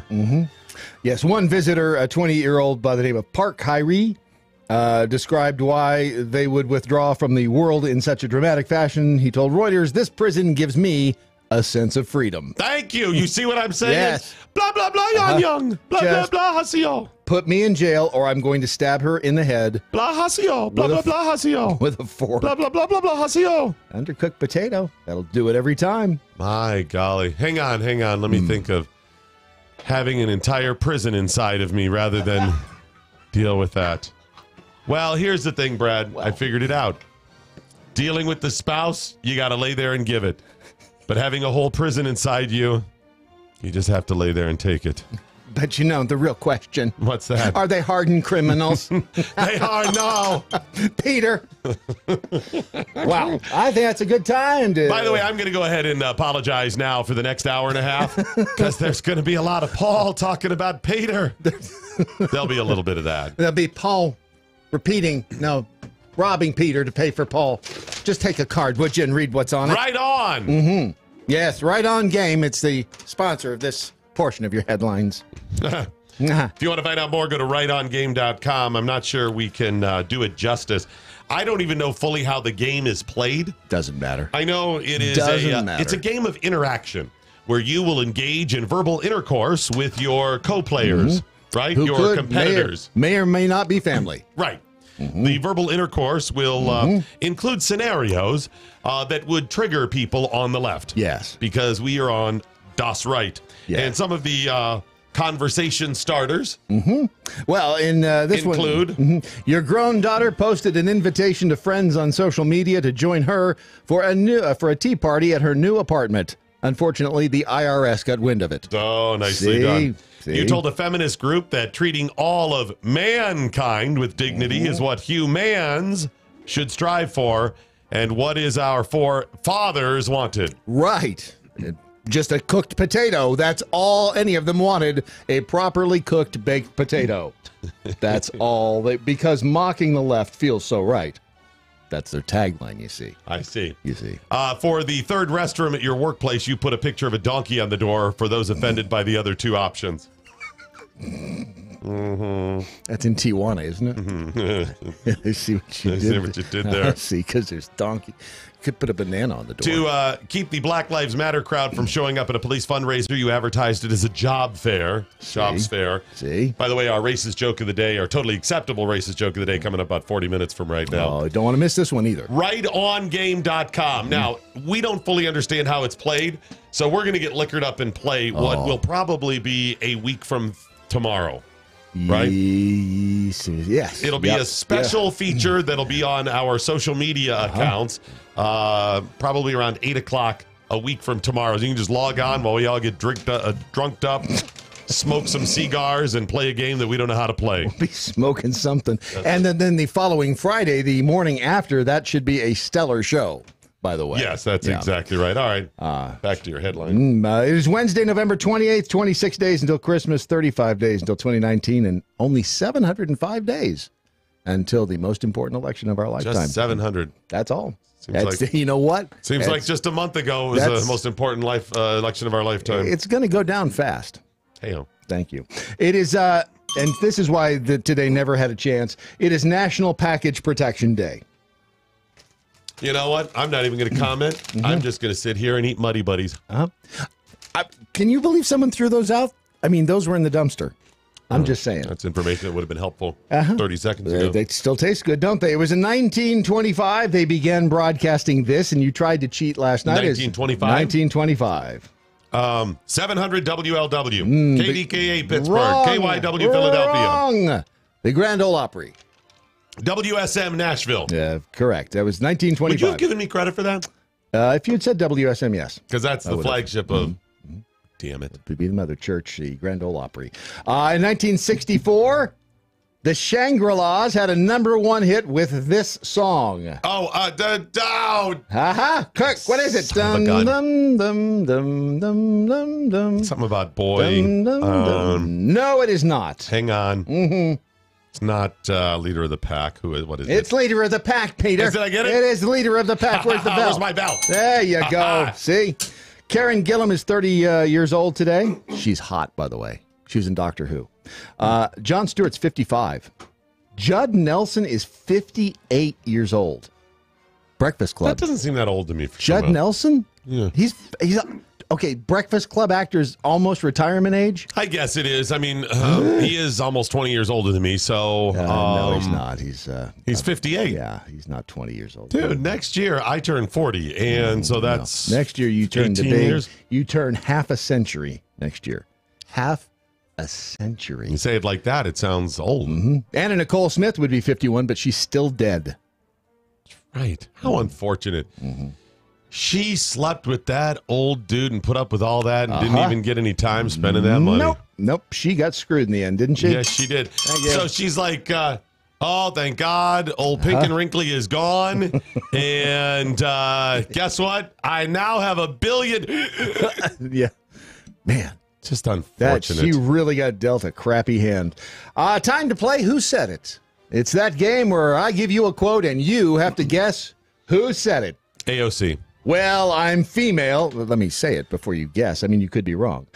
Well, I'm female. Michael Moore. Paul Lynn. That's true. These days, you never know. Sorry, back to it. Well, I'm female. Yes. I'm progressive, and the rest. So what's your problem? 2 out of 3 ain't bad. I was going to say Hillary, but the female thing threw me off. Yes, I was going to say Michelle Obama, so I'll say Alexandria Ocasio-Cortez. Thank you very much, Rod. Yes, you are absolutely correct. It's a theme here. Yes, it is. And our weird fact of the day, according to British law, a pregnant woman can pee anywhere she wants to in Britain, even if she chooses to do it in a police officer's helmet. All right. Just so you know. It's good info, especially if you're a cop. Yes. And she wants to pee. You got to let her pee in your helmet. Would you swallow a Lego for science? How much? Long as I don't have to step on the damn thing. Well, if you what? Don't have to step on it. Have you seen the competitions of Lego walking? Yes. Have you seen what? Lego walking. No. They spread out Legos on the floor to see who can walk over like the greatest lengths. That's got to be worse than walking on fire. Wow. That would hurt. Well, I could do that. University of Melbourne researcher Andrew Tagg and a handful of pediatricians took a couple of Lego heads for the team. Thank you. So they could answer the question, my child swallowed a piece of Lego. How long will it take to exit? I think that depends on the piece of Lego. Well, based on their stool hardness and transit scores and their found and retrieved time scores, the average journey in the small sample group was... Day and a half. And Ron, what do you say? I say 37 hours. You say a day? Let's see. 7 hours. Hold on. How much did you say? 37 hours. That's just over a day and a half, right? 24 and 12, 13, right? 24 and 13. But I'm trying to figure out what is 37. I'll 24 hours in a day. I'll change mine. 13 hours. I said 37. All right. It's 40 hours. Well, that was pretty close. Wow. Yeah, it's a day and a half. 1.7 days. So aside from one unfortunate doctor who still hadn't found his lost yellow head after 2 weeks of searching. Yeah. So if you do swallow a Lego, there's money in it. Ron, would you try the Lego Walk Challenge? I don't think so. Why? I'm tender-footed as it is. Listen, tenderfoot. Wow. That's shocking. I have lost all sensation from about the knees down. Well, I just it doesn't. It does. Yeah, that's my feet could actually be in a meat grinder right now. I don't know. That's from it. Doesn't. I'm telling you, it's all my kids throw Legos all over the ground. I step on them. I'm in bed for like 2 days. Yeah. So you would rather walk on hot coals? Huh? Oh yeah, I walk straight across them. All right. There you go. Speaking of the passage of Legos, if you hate going to the doctor in the future, there's good news. Good news. You just sit on the toilet and you'll find out what's wrong with you.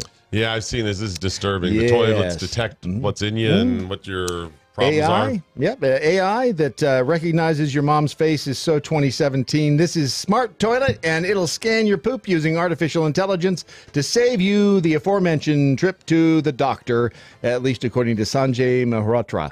He's the chief executive. Sanjay Mehrotra, that guy, you know. You know what he said last year was it was proven and that wrong. Was he's actually the chief executive of memory chip maker Micron Technology. Oh, Micron Technology, you know. He says medicine is going toward precision medicine and precision health. You know, away from that whole scattershot health and medicine. We like to really focus in. The annual Techonomy 2018 conference in Half Moon Bay. You should go to their Christmas party. Let me just tell you. I think the one in Full Moon Bay is better. Those guys know how to party. Actually, I've been to Half Moon Bay. They have the Pumpkin Festival there. Just so you know. Full Moon Bay, I think they just call Moon Bay. Moon River. Moon River. All right, what was that? I think that. Well, you know, do you have anything else? I've got plenty more, but I don't have any time. You see, that is the great curse of life. You never have enough time to do the things you want to do until you find them. Once you find them, Peter. Okay. I don't even have that. That was a great headline.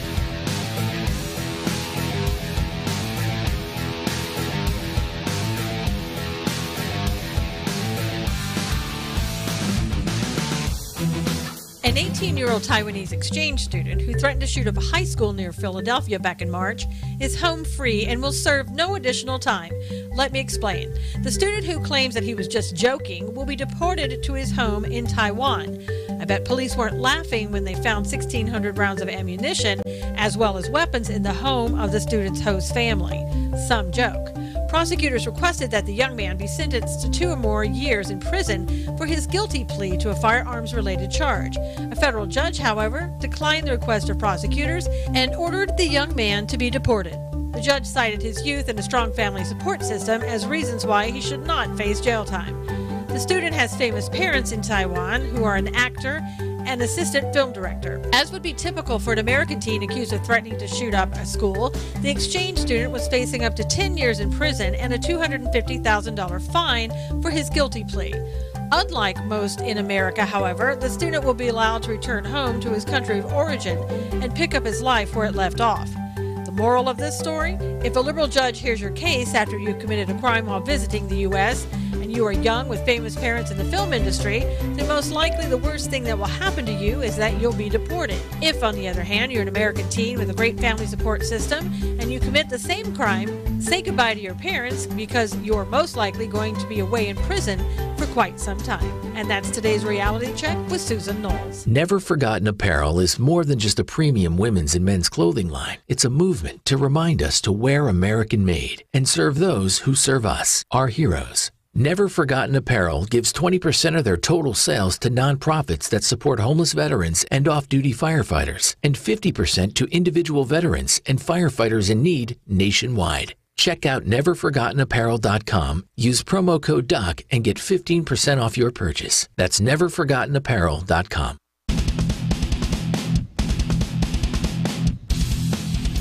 Doc Tom's Brad Staggs of MoJo 50. The communique is coming in now all across the social media world. We particularly like the ones on MeWe at MeWe.com. We have a page at MeWe, so make sure to go to MeWe, sign up for an account. It's pretty easy and simple to do. And then we have the MeWe chat room. Yes. And that's run by the Jackholes, and it is, wow. It is the Wild West. There's a couple of them now. There's the MoJo 50 radio chat room and the MoJo 50 Jackhole chat room. I don't know which one is the wild one, though.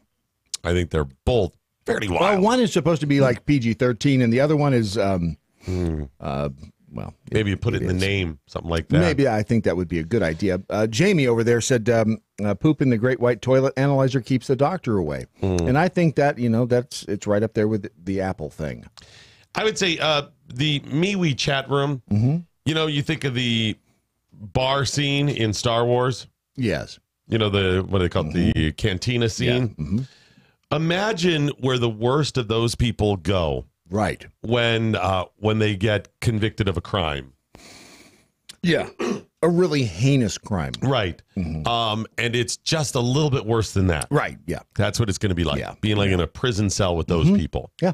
But, the stories you have once you leave the prison cell, I mean, they'll last a lifetime. So I'm not saying that's a bad thing. I would say the MeWe chat room is, how exactly would you describe it? You had to describe it to somebody. It is life on the streets. It's the mean streets of it's the mean streets.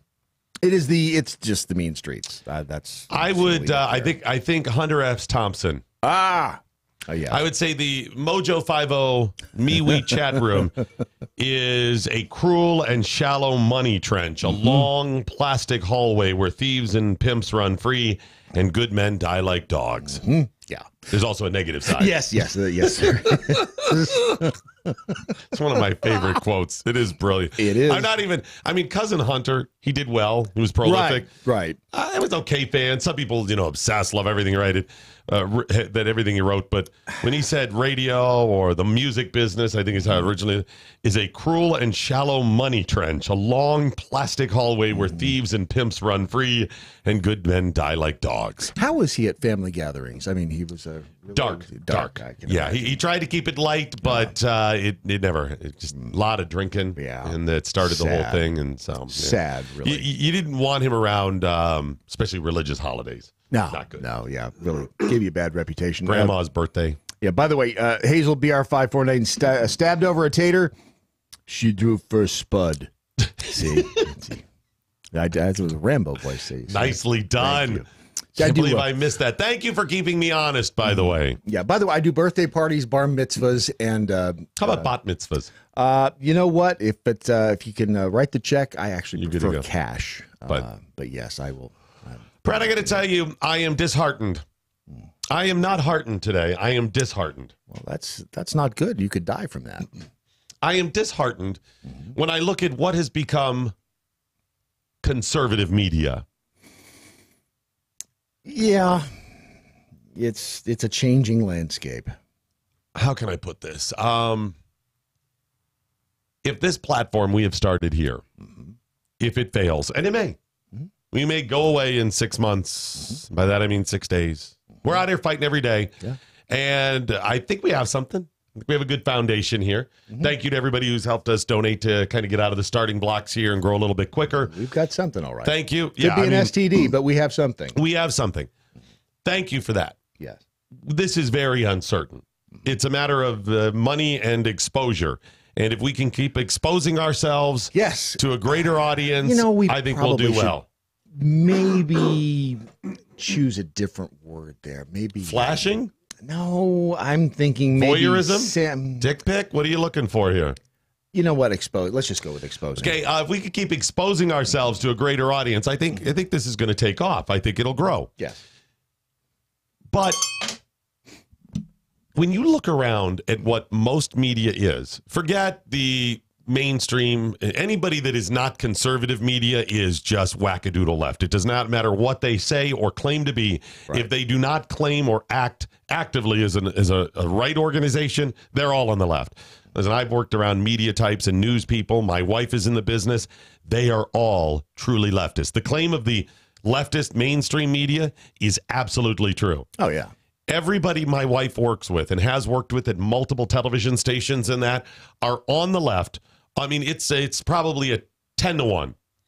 Of the 1% that are just not leftist, conservative, libertarian, anything else, it's an underground. They don't talk. They're like, oh, okay, great, crazy. You're just not going to. If they try to be unbiased, my wife painstakingly is unbiased on the air, even though she has certain, beliefs and whatever. Everyone's just crazy leftist. That exists.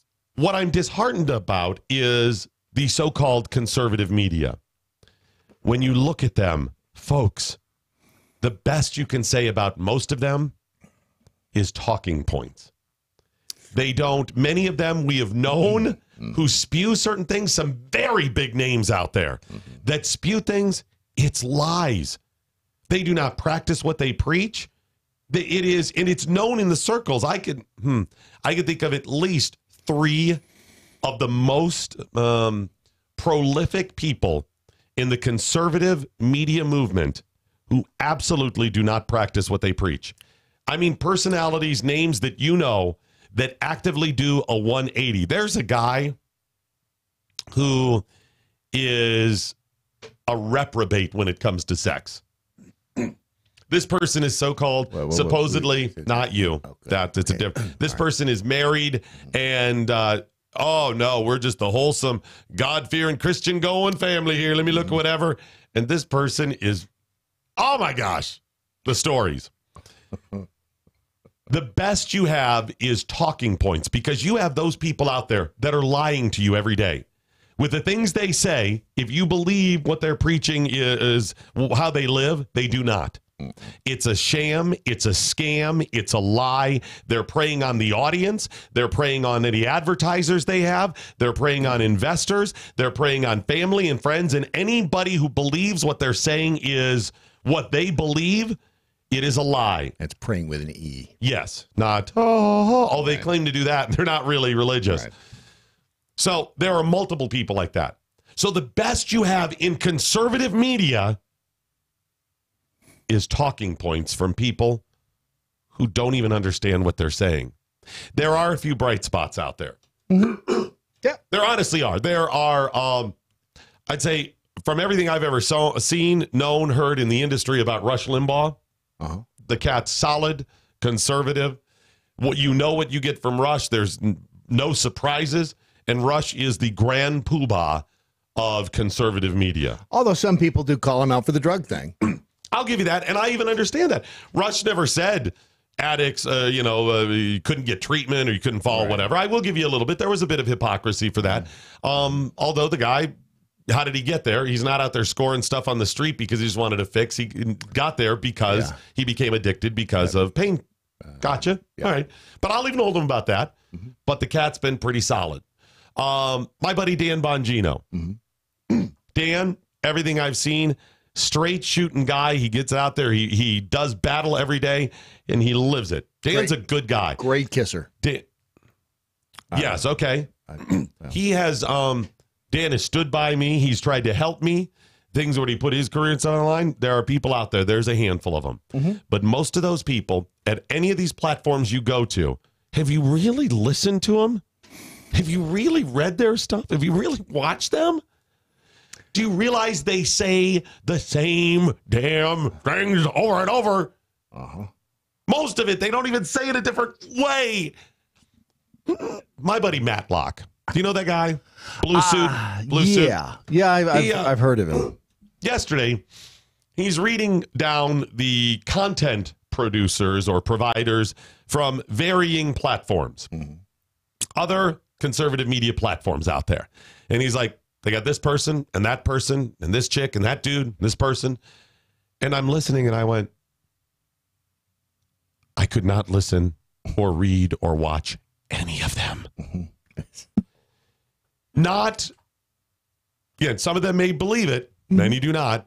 But those that do, the best they have is blah, blah, same blah, blah, blah, blah. Obama said something. And then it's the same crap. Can you just give me different crap? I'll take worse as long as it's different. To quote Bill Murray towards the end of Groundhog Day. Oh, yeah. Anything different is good. Anything different is good. Brad, I find myself scanning on long drives the AM dial for the biggest piece of crap, locally produced, 500-watt daytime AM radio stations that are doing the friggin' hog reports because it's different. And Bob has a tractor for sale. Now, What's Trading Post? Bob Thank God. He's also willing. Now, if you have a cow, if you have a Hereford. I got two big old rabbit dogs here, big old rabbit dogs. Well, you know what? You need to talk to Bob because he's got that tractor. And that number is 4. Yep. 44 44. That's a whole bunch of fours, and then a 5. I forgot the 5 in there. Or you can just come by a station down here. We're right, you just pull in the driveway. We'll come on out. Here on Route 7. Pull out on Route 7. Yep, come on out. It is painful to listen to these people. They're full of crap. Conservative media is a cesspool of lies and talking points, and that's the best we have to do battle. And I know you felt that way too. I know you feel you have to have thought that as well. Oh yeah. And then think, but this is the only place I get some sort of alternative view from the mainstream leftist crap that's just as talking point and bad. At least the leftists are out there going, it's fine if people have orgies with space aliens and the government tells them whether or not they can and spend your tax dollars on alien space whorehouses. I wonder what that feels like. But at least they're being true. Yeah, that's true. They're fine with that. Why? Because they were caught in the alien space whorehouses the government helped pay for. It is crap. So I'm hoping this platform can grow because we're at least different crap. Yeah. Maybe that's not the right way to promote it. You know what? It's honesty in broadcasting right there. We are MoJo 50. We are different crap. I think we could put that on a bumper sticker, and we'd probably sell a few. We could even give them away. Or you can come out and buy the station down here on Route 7. Just pull in the driveway. We'll meet you out front. We'll give you a handful of stickers. Crowder's pretty good. I like Steven Crowder. Crowder does a good job. When he goes out, and didn't go to SMU. Change my mind and change my. I think that's brilliant. When he sits at Change My Mind and he sits there. Bastard stole it from me. Did he? No, he didn't. But I just he did. I gotta get yes, something. he did. He did. He stole it. No, Crowder does. He's funny. Levin is a straight shooter. From everything I've ever heard, pretty straight shooter. Too much. His voice is a little grating. It's nothing against him. That's right. I said it. It is. Just after a while, my ears. But at least it's quality content. Yes. But most of it is just crap. He writes some good books. He does. He does write them. It's very stressful. When I get stressed out and I grind my teeth at night to the point that I have to have a root canal, there's a lot of pain involved. Sometimes it's pain from my sciatic. That's something that I've struggled with. Brad has pain, yes, meaning multiple places. Without Relief Factor, Brad Staggs would not be on this program anymore. I'm not sure what I'm doing to my neck. But I think at some point in the middle of the night, I'm being abducted by aliens, and they are sticking an ice pick in the back of my head. Because I think it's just the way I'm sleeping. I will wake up screaming. I think I know a joke about that. Yeah, there you go. Try Relief Factor today at relieffactor.com. Brad Staggs knows more about it than I do. I've been taking this for close to 5 years now, every day. And I kid you not, when we went to D.C. Washington, D.C. Washington, D.C. Yeah, not the place down the street. I'll just do color commentary Please for you. do. When we went to D.C., we kind of went it was a moment's notice, and I forgot to bring and I swear to you, I was jonesing for the relief factor the whole time I was there. He's like, I am in so much pain. I'm like, I know, it's a couple of days. The plane ride back, he was unbearable. It is. And the thing about it is, it's not big pharma. This is a family-owned and run company. The Talbots run it, and it's botanicals and it's omega-3s. Bottom line, if you have pain, especially, by the way, this is not a quick fix. Oh, no. You take this over time. If you're like, oh, I got a little headache today. It takes time. Yes. And so that's pain that's ongoing. Maybe you've struggled with for a long time, and you've tried other things, exhausted, pain blockers, stuff like that, physical therapy, whatever. If this stuff is not working, I would say at least try Relief Factor. Yeah. Because there's a good chance it's going to work for you. Yeah. So if you've struggled with pain for a while, you know somebody else, it actually does, honestly, make a pretty darn good gift. It would, yeah. And you can get the 3-week quick start pack, which is bagged just like this for $20. And if you like it, you can order more if it doesn't work for you. And, and when you get it, read the directions. They're pretty complicated, but if you take an afternoon and take an afternoon off from work and study the directions, I think you'll probably at the end of that afternoon, you'll understand the directions. The directions are take 1 packet 2 times daily or as directed by your physician. And then what else? Pretty much that's it. Oh, okay. Let me help you out what you do. You go to relieffactor.com. You got somebody like grandma who's struggling with pain for a long time. Right. Go to relieffactor.com. You buy it as a Christmas gift. Yes. Right?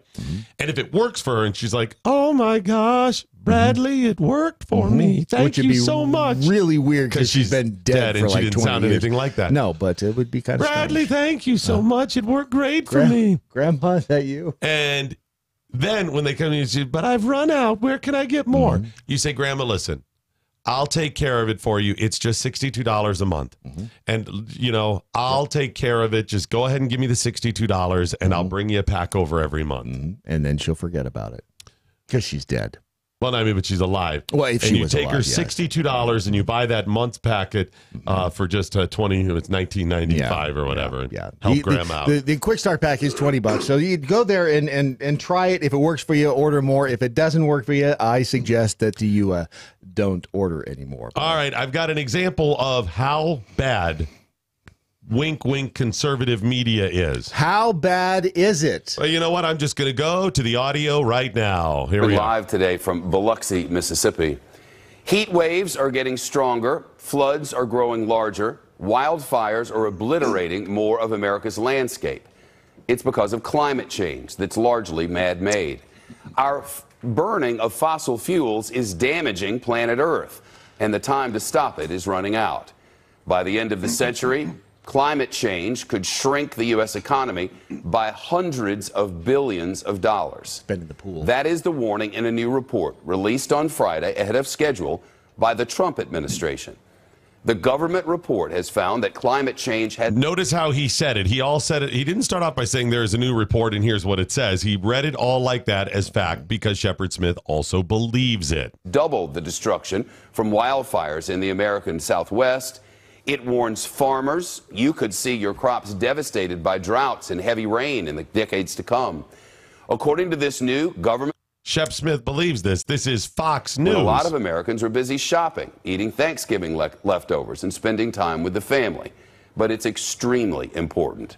The Fox Business Network's Blake Berman reporting. He's live at the White House. Blake? Hi there, Shepard. Anyways, they go down the... Hi, Shepard. We're all dying. It's getting hotter up here at Capitol Hill because of global warming. We're all dying. That was Shepard Smith on global warming. Jeez. Folks, it's fine if you want to have that debate and you don't...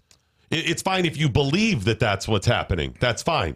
But Fox News has one of their main anchors, who, by the way, is one of their...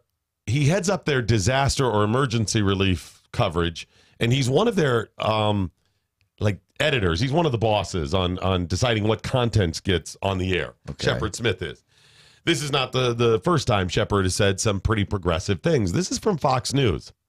The people that you hold up as being your most, the biggest conservative news center. Is that right? You'd think. Well, I think once Roger Ailes died, didn't the kids took over, and maybe that's it. I don't know what the problem is. I think that's what happened is that the kids took over, and they're taking it down a different path.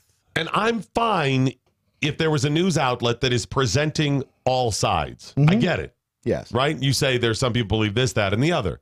That is not what Shepard Smith did here. No. You either present a conservative opinion in conservative media, or you present both sides and let us decide. The problem is your kids and others will grow up and hear this stuff and go, well, that's the conservative take, and then believe it. And it's just another form of indoctrination. If you believe this is conservative, and that's why you go there, there's a lot of people that are not going to do that due diligence because they think Fox is doing it for them.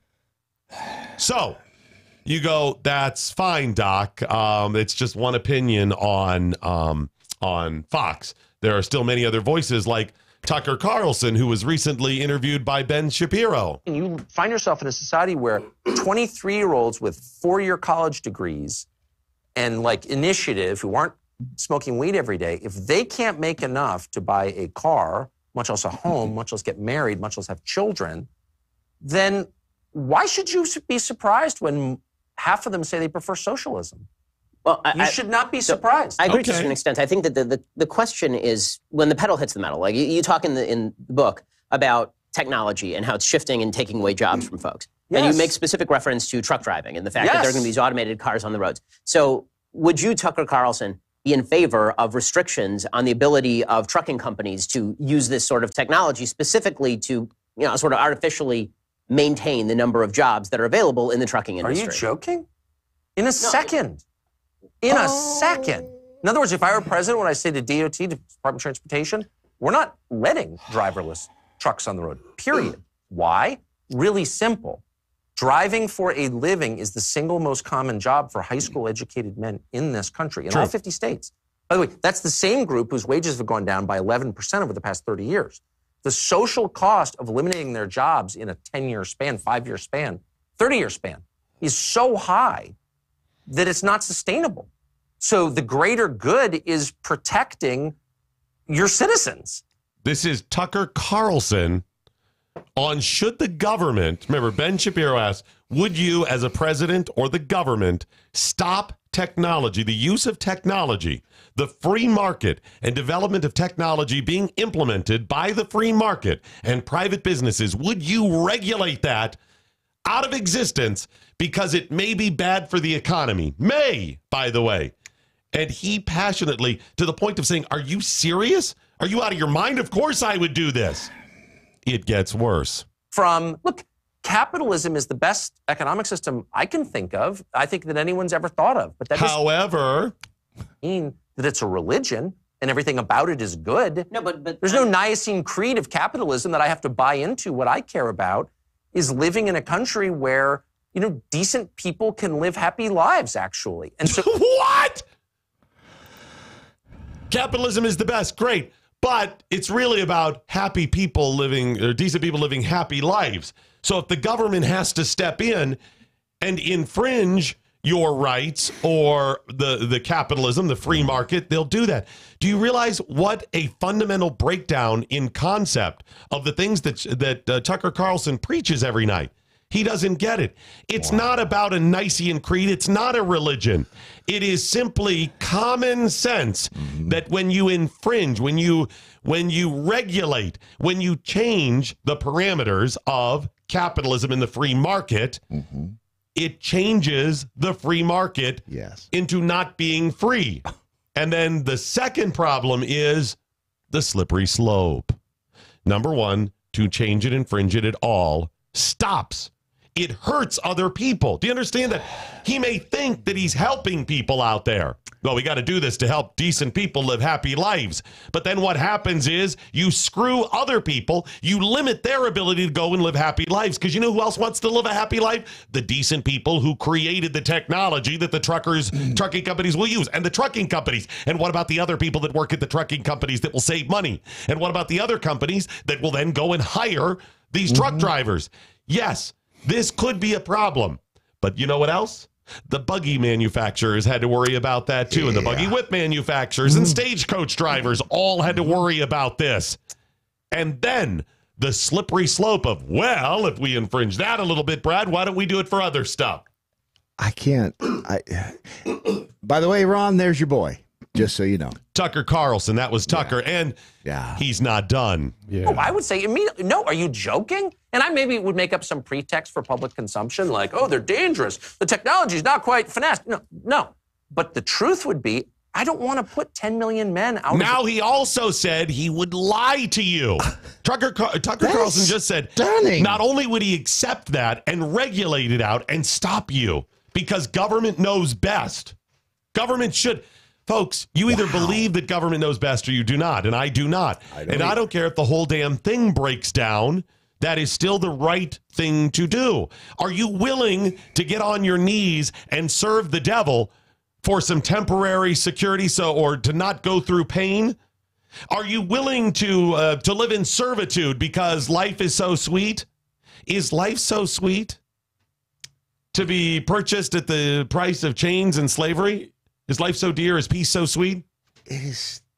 Do you not understand the give me liberty or give me death quote? Did I get that right? I'm going from memory. Yeah. Is life so dear? Is peace so sweet as to be purchased at the price of change and slavery? I know not what course others may take, but give me life or give me death. Give me liberty, give me death. The point is your life worth living if you are living it as a slave? Is your decent person life worth living if the government tells you how you must live it in order to keep society running smoothly? Not only did Tucker Carlson say the government should do this, the government should also, or he would at least, lie to you about why they're doing it. Because you're going to have 10 million dead families, and the cascading effect from that will wreck your country. So I'm going to ask about the limit. Isn't that... There it is. You'll have 10 million dead families? Because everyone's going to die. It'll be mass hysteria in the street when those people lose their jobs and whatnot. That is not proven, by the way. No, it's not. That is Tucker Carlson. That is amazing. And Shepard Smith just today. Or in the last couple of days. That's stunning that he would say that. This is conservative media. These are the people that you've heralded. And I tell you as an insider from people I've known over the years that known other people we've worked with, people talk, things you know as insiders, things if you really listen closely and hold people accountable for the things that they've said, the things they've said, written, anything like that. And you ask questions about, that doesn't really make sense with these other things you've said or ways you've lived. You start realizing most of even conservative media out there, right-leaning or rightist media, is full of crap, lies, distortions, and manipulations, just like the Republican Party, for the purpose of building their own brands. I'm still stunned at when he said I would make up basically a you don't even know what to say, do you? No, all I wanted to do was scream, and then in the end I just said I gotta just move on. All right, we'll get some of your comments coming up as well. Got to remind you about Tar River Arms. Tar River Arms has a really amazing deal right now. They're going to focus on, they have a bunch of firearms available. Just go to tarriverarms.com, and the nice thing about it is they revolutionize online firearm purchases. Is that you've got those high resolution photos and 3D imaging in that, which is great. And they have amazing prices. So I think on average, I was looking like $75 or so, cheaper than most other guns, depending upon what you get. But they have some more expensive, hard to find guns that are available. And guess what? You also get great deals. This is the amazing thing that they have an H&K. It's an SP5K. It is a semi-automatic pistol, 4.5-inch black barrel. And I think, I tell you, I'm going to tweet out the link to this. You can save... was it $300 on this bad boy? Now here's the thing: if you're saving $300, it's not like the gun was $301, right? No, it's going to be a higher price point. Yeah. A lot of their guns are $400 or $500. This one's about $2,700. $2,700 after the savings, and this is an amazing gun. But even these more expensive guns, you're still saving hundreds and hundreds of dollars at tarriverarms.com. Now they may have a transfer fee on that one. Most of them they do not. Use code MoJo50 and you're going to get a discount and a card too. Good deal. MoJo50 is the discount code. Yeah.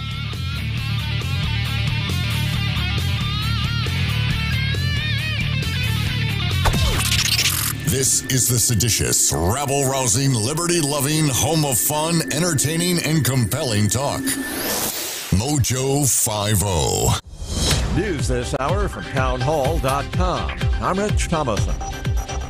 The outcome of the Mississippi runoff election means that Republicans will be adding to their majority in the Senate. GOP incumbent Cindy Hyde-Smith defeating Democratic challenger Mike Espy in yesterday's runoff. The reason we won is because Mississippians know me and they know my heart. And thank you for stepping up, Mississippi. I've said all along, this isn't about me. This is about the people of Mississippi and what's important to the people of Mississippi. Hyde-Smith thanking President Trump for his support. The president led a couple of rallies for Hyde-Smith. The victory means that Republicans will hold a 57-43 majority in the Senate. Nancy Pelosi widely expected to be nominated as the next speaker when House Democrats meet to elect their next leaders. The tougher test comes in January when the full House votes. And today's vote could give us an idea just how big an internal challenge to Pelosi is. More than a dozen Democrats are on record saying they will vote against her, and another group of 9 have threatened to withhold their support unless Pelosi adopts rule changes designed to encourage bipartisan cooperation. Capitol Hill correspondent Wally Hines. President Trump describing himself as very disappointed with General Motors and its CEO for closing plants in the U.S., while nothing is being closed in Mexico and China. The president writing on Twitter, "The U.S. saved General Motors, and this is the thanks we get. We are now looking at cutting all GM subsidies." Some recent remarks by Fed Chairman Jerome Powell raising hopes in the financial markets at the central bank could be considering a pullback in its interest rate hikes. And this morning, stock futures are higher on Wall Street. Dow futures up 89 points. NASDAQ futures better by 36. S&P futures up 11.5 points. More on these stories at townhall.com. Dating today with all the crazies out there has to be nuts. Yes, it really would. Wouldn't it be nice if there was a place you could go to find people who think like you do? Like me, like libertarians and conservatives? Right? There is. WeThePeople.dating. Amazing. What a genius idea. This is a site that you can go to if you're single and you are looking for somebody who you know you're going to think the same way, as far, from a political freedom standpoint. If you want to date the right person for you, you'll find them in one place. WeThePeople.dating. Doc Thompson, MoJo 50. All right, here's the thing about shutting down the freeway. I don't care who you are. I don't care if I agree with you. I'm hitting you. I am running your ass over. I'm serious. You're on the freeway. And listen, prosecutors, if you want people prosecuted for running people over that are staging protests on highways, do not pick me to serve on your jury, because I don't care the circumstances. I don't care who's in the road for what protest reason. If you're in the highway, I am letting that person off. They could run the crowd over, back up, run them over again, get off at the next exit, loop around, and hit them again. And I am acquitting them. Sorry, were they on the highway? Sorry, you're free to go, sir. Have a good day, Mr. Staggs. You're free to go. I am not prosecuting you. I am not going to convict you for this stuff. If you don't want to be run over, don't walk in the highway. It's the highway. Yes. Hey guys, Ron Phillips with the Conservative Cartel. Are you tired of the bar scene, hoping to find the love of your life? Well, there is a better way for you single guys and ladies out there. Check out WeThePeople.dating. They make it easy to find a liberty-minded match, and it takes less than a minute to create a free account and begin browsing through over 11 million monthly subscribers. Look, we all know the success of a relationship hinges on the core shared values of a couple. So check out WeThePeople.dating for the love of people and people of love. Sign up and start dating today. WeThePeople.dating. Life, liberty, and the pursuit of a partner. The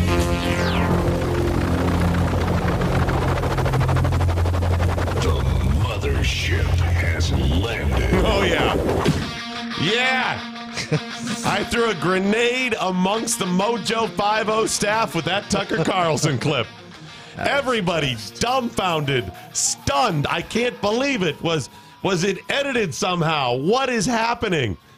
I mean, Matlock is like shivving people in the hall right now. He has gone berserk, cannot understand what is going on. How could this happen? Tears in his eyes. It's really kind of sad to see him cry that way. I know. And here's what's... Guys, I'm telling you, so much of what you believe from these people is not true. It doesn't exist. And when it comes to people on the right, I love this. A lot of those Republicans that are supposedly on the right, when you go, why do they sell out in progressive? There's a bit of progressivism.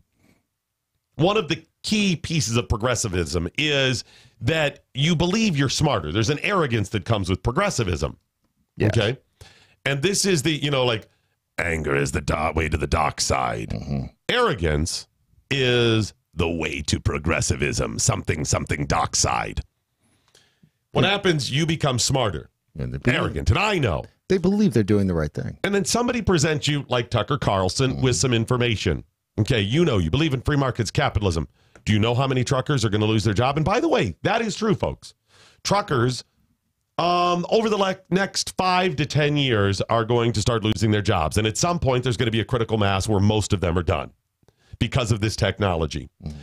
And that is going to wreck the economy. Now, if you believe in free market, what you should understand is that will be replaced by something else because we need people to, let's say, repair all of those trucks, that extra new technology.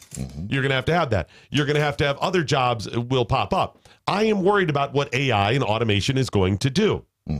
I am. But you either believe in the free market and believe these things will find a way, or you do not. Right. And we have been faced with technology like this in the past. You remember at one point, or you should know at one point, most people did not have jobs. They worked for themselves. They were farmers. You lived off the land, and for what extra things you need, you produced a little more and bartered with people. We have these systems out there that will work, and free market is good. And Tucker Carlson, like others, they feel, oh my gosh, this technology is going to wreck us. Having no faith in the very things that they've always believed in. And they say, well, I'm smart. I can just manipulate this one little something dark side. That's what ends up happening. I can just tweak this one little, and they all of a sudden end up becoming the controllers. Well, the government can control it, and then you are the progressive. Ironically, big companies like AT&T and who are now in the content production business. Remember, they started out in the telephone business. Right, exactly. Then they moved on to the cable provider, ISD provider business. And then once they are now content providers. So they have actually morphed, they have changed and evolved over the course of time through capitalism. So, by the way, some of the people that was Ben Shapiro's Daily Wire. Some of the stuff at the Daily Wire is very solid. And Ron, the producer, pointed out something. I sent him the link to that. It was a tweet that I saw that was it was a clip from the entire interview whittled down in like 2-3 minutes, and I sent it to Ron. Did you see what Ron pointed out what the person who shared that on Twitter, what they said about it? Tucker Carlson owned Ben Shapiro in that interview. Really? So epically. Wow. So, and that was somebody conservative. Well, now, was he more passionate? Did he spew out a bunch? Did he run the conversation? Yes, but he was wrong. Yeah, he was wrong. As long as I spew wrong stuff, but I say it louder, and I could. What are you crazy? Then I own somebody. Not if it's wrong. So there's a lot of conservatives out there, wink, wink, that believe in that extra little government control. Remember, there's the difference between conservatives and libertarians quite often. Is the conservatives believe certain things. Most of us live our lives that way. But they want their little bit of control. We can tell you to go to a Christian church. We can tell you those Muslims or certain things. They want their little. I don't want to do that. And I don't want somebody telling me that. You live your life. Let me live mine. Let me live mine. All right, enough of that. We got to get to a bunch of different things. Got to get some communiques. Got to tell you about Riduzone. If you are packing on the pounds. As you say, with the French toast and the sausage in front of us. We'll get to the sausage in a moment. And the French toast. But first, thank you. Yes, if you are struggling, Brad Staggs, I saw a video of you the other day from many, many years ago, and you were thinner. Yes, you know what? 30 years will do it to you.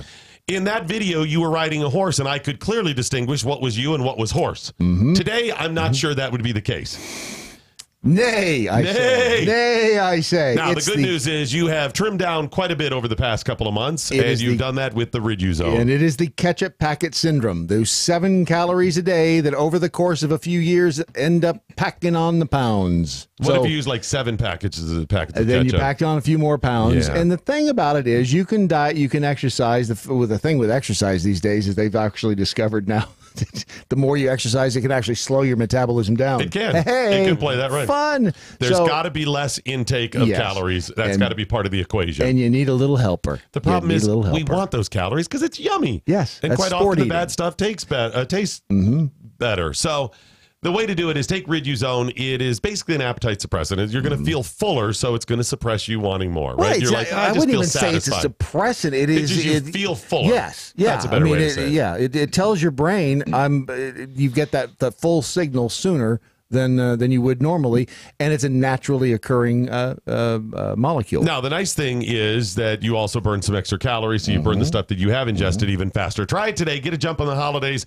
Eat less through the holidays. Burn more calories through the holidays. So by the time the first of the year rolls around, when you're like, I'm so fat, I got to do something, you'll already be on your way, and you'll be looking svelte.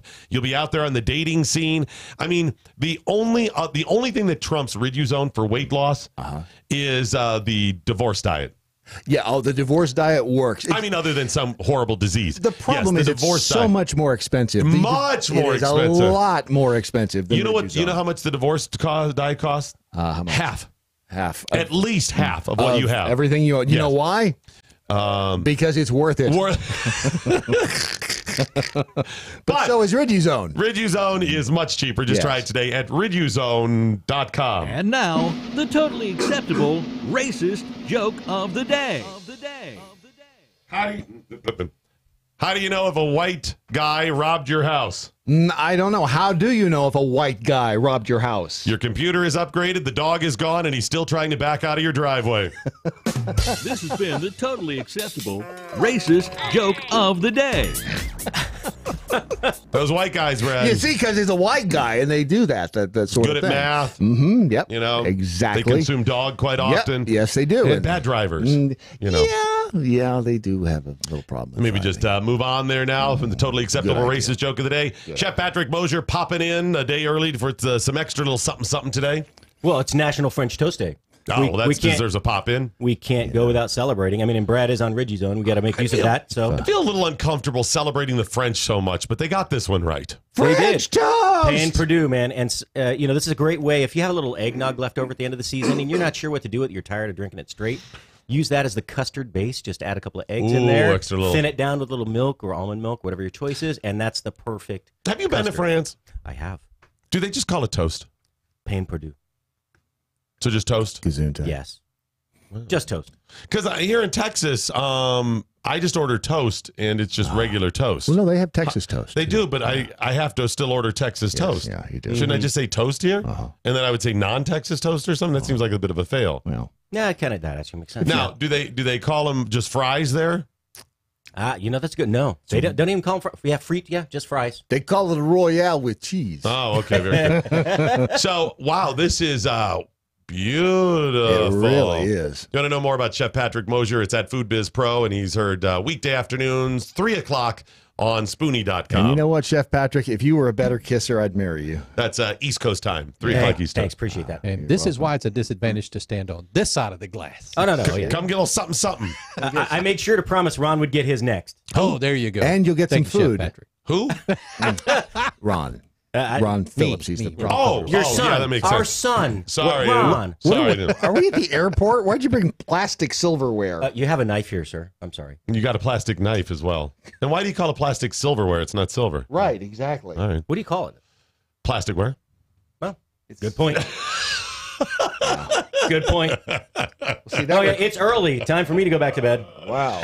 So today is the big day. Remember, there's a lot of different things on different days, but today we celebrate as the most prolific day. Today is French Toast Day, right? I love your sausage in my mouth. I just want to say that. Thanks. Fabulous. That you can thank Owen. So, anyways, who? That's Owens. Oh, it's National French Toast Day, and you started with the sausage. So why didn't you start with the French toast? I think he's trying. Because I wanted some meat in my mouth. Okay. So, French toast day. We got a little syrup. I don't know how official. Real maple syrup, by the way. I don't know how official any of these days are. How do we know what day it is? There's a National Day calendar. Yeah. NationalDayCalendar.com. You're giving me the look, Ron, like you object to it being National French Toast Day. No. We just picked National Package Protection Day over French Toast for some reason. But National what? National Package Protection Day. Do you not want to protect your package? I feel like this is a trap. There's no wrong answer. Is this a trick question? Was this something? If I by say the no, do management I of- get hit in the nuts? It's something that Brad and I came up with. No, it is. It's National Package Protection Day. I feel like this. Have you ever been to Thailand? Well, watch yourself. Watch what's the capital of Thailand. Hold it. By the way, it's National Protect. Do you want to be protected? Wait a minute. By the way, your nuts are fantastic too. You still haven't had the French toast. I'm working on it. I'm getting there. I had to put the nuts on the toast. Brad can make an entire breakfast out of innuendos. I know, That's right? Great. By the way, speaking of innuendos, you see the picture from the restaurant I tweeted out yesterday? Which one? So I went running here in Fort Worth, and there's a place called Papacitos. Oh, Papacitos, the Papas family out of Houston. Oh, yes. Okay. Really good. It says, and I meant one thing in particular. I just put it up and I put thoughts. People commented. I noticed one oddity, and some people noticed some other ones. The entire sign is Papacitos Cantina. Party room available. That's all the fixed letters on the sign. Then the ones that you can change. Try our secret menu. That's yes. What's that? I don't know about it. I've never heard of their secret menu. Try our secret menu. Well, that wouldn't be a secret anymore if I tried it. Yes, exactly right. It's a secret. Hey, we've got a secret menu. Don't let people know it's secret. Try it. It's a secret. Seems like keep this to yourself. For something you want the public if you're to know. advertising a secret menu, you're doing it wrong. Just so you know. Yes, you are. So try our secret menu, and then what do they say is on the secret menu? Oh, Costa Rican snapper. Snapper. I barely knew her. That's available only in the party room. Yes, exactly. So just I'm to guessing it's clarify, Protect Your Package Day for both genders. So just to clarify, Papacitas has a party room where you could try the Costa Rican snapper. Bring lots of dollar bills. That sounds caliente to me. Yeah. Singles are called stripper coupons, by the way. Sounds like a damn gentleman's club, Brett. I don't know. Why are they call them stripper coupons? Costa Rican snapper. Okay, very good. Yeah. That's a fail. I'm going to call Chris Pappas, the owner of the chain. Say, Chris, change the sign. That's just an oddity. Or upcharge, one or the other. By the way, it reminds me of a joke. If you have two nuts on the wall, what do you have? Walnuts. That's Keep as far. going. That's as far. Yeah, don't do the rest. Don't do the rest. Oh, of I it. can do the other one. If you have two nuts on your chest. Chestnuts, don't let's just move on. Speaking of your chest, maybe you should take some time out to save your heart. And you can save your heart at saveyourheart.com or dial 800-77-HEART, 800-77-HEART for saveyourheart.com. One of the leading factors of death, one of the leading causes of death in America is life. One of the other leading ones is heart disease. Heart disease affects a lot of people. And even if you end up succumbing to some other disease, lots of people who are on the road to dying from heart disease, it's just something got you anyways. This has to do with hardening of your arteries and plaque from the inside of your arteries. And the great folks at saveyourheart.com said, we've got this domain, saveyourheart.com. What can we do to help people save their heart? And they came up with a treatment. It is the Pauling's Essentials Treatment. Is that right? The PET? That's right. Pauling's Essentials Treatment. It's heart disease treatment, an effective approach to heart disease prevention and treatment. And you get all of the details at saveyourheart.com. You can, with their treatment, it's going to help you with reduction or elimination of blockages, elimination of angina. Stop it. Increased blood flow to the heart, increased sense of well-being, energy, mobility. It helps control your high blood pressure, which is a problem for a lot of us. Reduction of heart rate, healthier skin, color, growth of new blood cells, normalization of your lipids. Your lipids. If you want to get what with them? Normalization. You'll normalize the profile. Did you just accuse me of having abnormal lipids? I didn't accuse you, but you seem very triggered by it. So now that might be very telling. This is why we can't have nice things.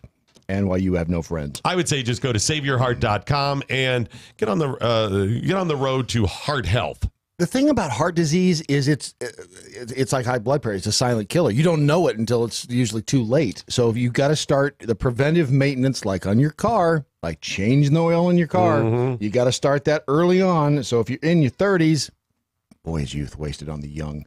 Do something good for yourself before something bad happens, and that's the beauty of the of SaveYourHeart.com and the Pauling therapy formula. I go to the dentist recently, speaking about that, and to do heart, and I've never had a problem with high blood pressure. In fact, years ago when I was younger, it was almost too low. I mean, just and Pass then, out when you got up. Well, and then if you're a runner or something like this, going to keep it low. I've had times where I've gone in and they're like, huh. That's never good when somebody's checking your vitals or the doctor looks at your chart and they go, no. Huh. And I'm like, what is it? What is it? What is it rickets? Is it lupus? Taint rickets.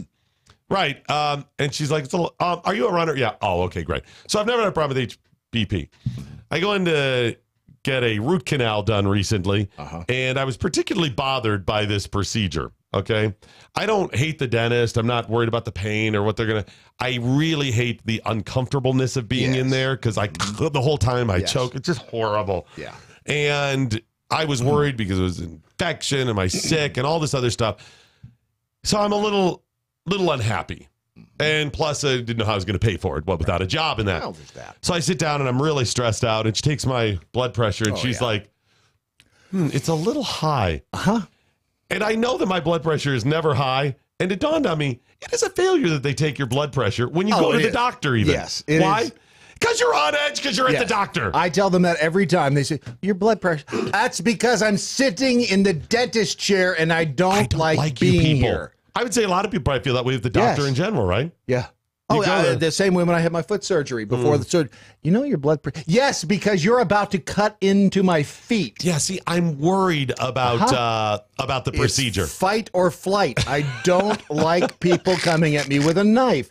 Give me a Xanax, things will be just fine. Right, exactly. It seemed like a little bit of a fail to me. Have you thought that before? Yes, and every time I tell them before they take it'll be high, right? Well, I don't. Oh, yeah, it's high. No, yes, I'm worried. Yes. Let me ask you something before you do take my blood pressure. Would stress or worry cause me to have higher blood pressure? Yes, it would. Okay, that's why I want you to know I am both stressed and worried. In the past, before going to the dentist, I have been known to take half a Xanax just to take the edge off. Although that's a bit of a fail, that if you do actually have high blood pressure, that's going to bring it down, so you wouldn't know anyway. Okay, but when they're drilling on my tooth, I don't care. If I got high blood pressure, the rest of the time. So what? I'm just saying. What are you, my doctor now? No, I'm fine. Wait. I'm a doctor of aromatherapy. Yeah. So I'll help you out if you need it. Thank you. A Walmart in Vancouver was locked down on Black Friday. Wait, they have Walmarts in Canada? They do. Or is that Vancouver? But they call them, no. Vancouver, Canada. Huh. But they call them Walmarts, eh? They call Walmart with cheese. Walmart with cheese. Actually, I don't know if it was BC. It probably was. Right. Walmart in Vancouver is locked down on Black Friday after a meth user took his friends hostage. And that right there is the problem with having a meth head for a good buddy. That's the problem. Pretty sure that's where you end the friendship, but that's just me. Well, no. Because they have meth. And you like meth too. Mm-hmm. That's good. So it does strain it. But ultimately, when they have the meth and you don't, bygones be bygones. Unless there was an ulterior motive. Yeah. Of course. So just let you know, when somebody has wronged you, if they have drugs and you don't, you will let bygones be bygones. Absolutely. Bob, I know you swung at me, and can I have some more meth? You stole from me, you murdered my family, and you raped me. But I need drugs, and let's not be hasty here. I'm willing to let that water under the bridge. Onto the bridge, because you have drugs and I need them. Yeah. And I need them real bad, man. I love you. Love you. Yeah, they were getting high in a stolen car in the parking lot. Is that a... Well, you don't... Well, here's the thing. You don't want to smoke meth in your own car. It's going to leave residue. Yeah, it stinks it up. It leaves a residue. You want your to own get... car. Yeah, you get somebody else's car. When the driver, 28-year-old Justin Eugene Short, suddenly started getting paranoid. You know why? Why is that? Because he was doing meth. I'm sorry? He was doing meth. So he was getting paranoid while doing meth. Because he was doing meth. Huh, it's almost like meth makes you paranoid. Yeah, it would seem that way. It's almost ironic. Sounds great. Don't you think? who says, I'd really like to try that drug that makes you paranoid? I know. I want that drug. I want to do that drug that makes you paranoid and makes your teeth fall out and makes you get the scabs all over really your face. Old and by the way, you claw open your own flesh because you think there's bugs underneath your skin. It is so much fun. It sounds great. Oh, Disneyland ain't got nothing on. I'm guessing they don't put that in the brochure. They really don't. You know, are these people the same people that like to be scared? I've never gotten horror movies. Like just gross horror movies. Horror. Like suspense, that's okay. But like actual just outright, I'm like, what is this? They're kind of fun. I mean, if you're stoned on meth. So anyways, 28-year-old Justin Eugene Short got a little paranoid while smoking some meth in the stolen car in the parking lot of the Walmart. And as part of his paranoia, he claimed he was missing some drugs and money. What happened to my drugs and money? Aha, it's you two, my so-called friends that are in the car with me. Exactly. I had drugs and money, and now it's gone. Now, likely what happened to the drugs was they had consumed them. Yeah, that does happen. And what happened to the money was they had spent it on drugs. The drugs that they consumed. But nevertheless, I had drugs and I had money, and now you people are here and I don't have drugs and money. I want the drugs and money. And they're like, hey, man, we use the money to buy the drugs, and then we consume the drugs. And I got bugs that are... The bugs are in my skin. Leave me alone. He didn't believe him, so he took him hostage. Oh, good for him. He was proactive. They stayed in the car for a while, and then they noticed, wow, it's getting cold in here, and ring. Car didn't start because the battery was dead. So they said, we're in a Walmart parking lot. Let's go in and buy a battery. And by a battery, I mean steal a battery. Okay, so they're... And by they go in the store, the guy who was holding them hostage freed one of the hostages and sent him in the store. Well, he's not going to go in by himself. To steal a battery. Right. And when he got in there, he was like, wow, I'm not being held hostage anymore. I'll just tell the police while I'm high on meth while sitting in a stolen car in the Walmart parking lot. So he's a snitch. So he's hanging out with a snitch is what you're saying. Right. He was actually going to steal battery cable. Excuse me, not the battery, because that'd be kind of difficult. The friend that was that went in the store told the employees call 911 because there was a hostage situation in the parking lot. Deputies arrived in an armored vehicle. Well, to deal with the guy who's holding one person, the meth head, holding another meth head hostage in the car. You know how much they paid for that armored vehicle, and they had to get some use out of it. Seriously, man, here's the thing. All you have to do is keep the two meth heads from bothering anybody else. You don't have to get them out of the car. No. You can stay in there, but he's holding one of them hostage. He's holding another meth head friend hostage. Okay. What if he shoots him? Okay. Yeah, what's the worst that can happen? You lost a meth head. You don't have to be called out anymore. Right. But they bring their big armored vehicle, rolls in the parking lot, which spooked the meth head who was holding him hostage. I got the sausage on my mind right there because you got the sausage. He may have been holding the meth head sausage. Who knows? He may have.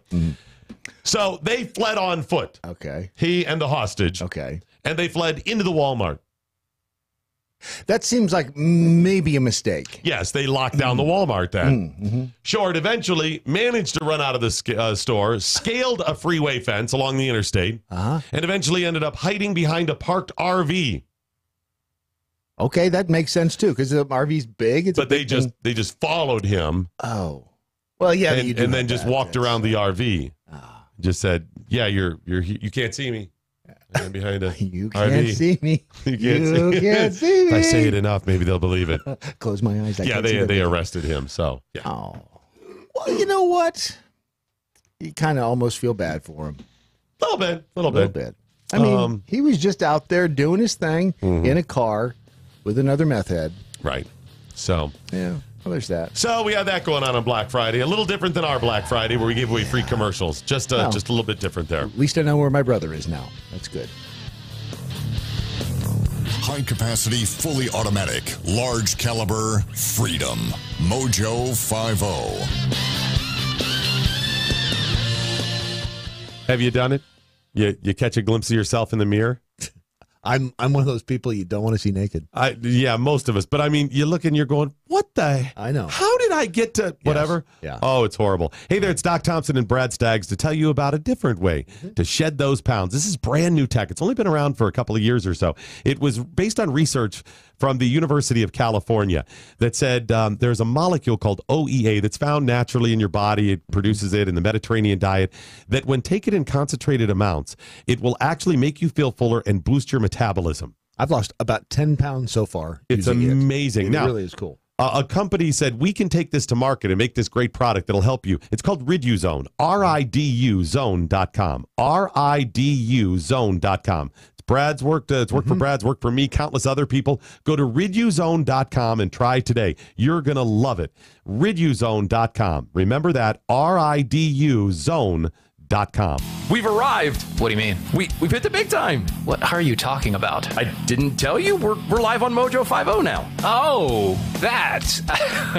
I could have sworn they were just pulling a fast one on us. Either that or someone at the top has had a mild stroke. Regardless, we now have to make a promo. Okay, well, that seems simple enough. How long does this have to be? I was told that we need to take about 60 seconds or so and tell everyone about ourselves. All right.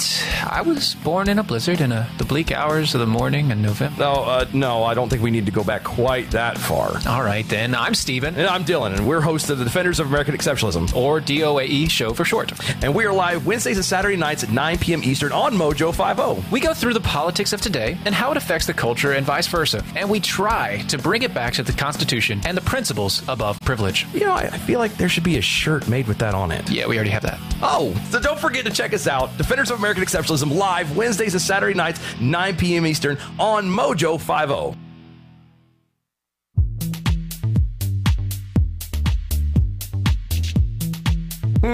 Communiques coming in now via the social media platforms, including MeWe and Twitter and Facebook. Tainted salad sleeve, never bring a meth head to an armored police vehicle fight. That's true. Solid advice, no matter who you are.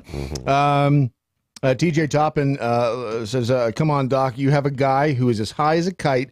Why not mess with him? Jackholes are going to jackhole. Oh, that's true. And that is true. I mean, if you got a couple of meth heads in a car outside of Walmart, I mean, the possibilities really are. You could spend days being entertained. That would be good. It really would. And DMXDM, stop messing around at Walmart. You see, because he said mething. It sounds like messing. Right. See, because it's a lisp. Yeah. I always think of the Muppet movie when I hear that. What's that?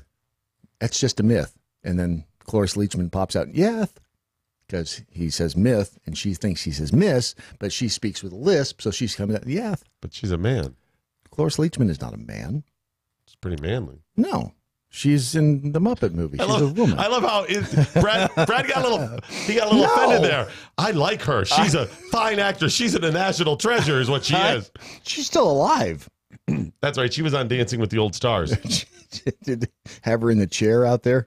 She was on the slowly moving about on a dance floor with old stars. I don't watch that show, so maybe she was fantastic on it. Dogtagfurniture.com or dogtagfurniture.org. You know what they have there? Dog tag furniture. It's amazing. Which includes wooden flags. Yes, it does. And the beautiful part about this, if you're going to give one of these as a Christmas gift, not only is it a great gift, but part of the proceeds go to help covering the funeral costs for fallen soldiers who come home and have given made the ultimate sacrifice. Yeah. And then it's like a slap in the face to the families. It's just such a struggle. And even if you think, okay, Doc, we pay people, they should plan for their own funerals and stuff like that, I'll give you that. I just can't help but think about the many veterans that suffer because of PTSD and other things. And we have failed them on the other end. So even if you say, listen, you should be responsible, veteran or not, to plan for your funeral, it's just how it is in your family, you're right about that. The problem is we have not taken care of veterans the rest of the steps of the way, or they'd be in better shape too. And all we want to do is fill them with a bunch of drugs, and we're not solving the problems of PTSD and other things they struggle with. And what would a veteran want when they die? Their family to be taken care of. Their family not to be burdened. That's got to be the number one thing. Yes. So now you're going to go, hey, you're suddenly $10,000 in debt. That's not good. And the thing is, these are guys, men and women, who've given their life to protect the rights of even the idiots.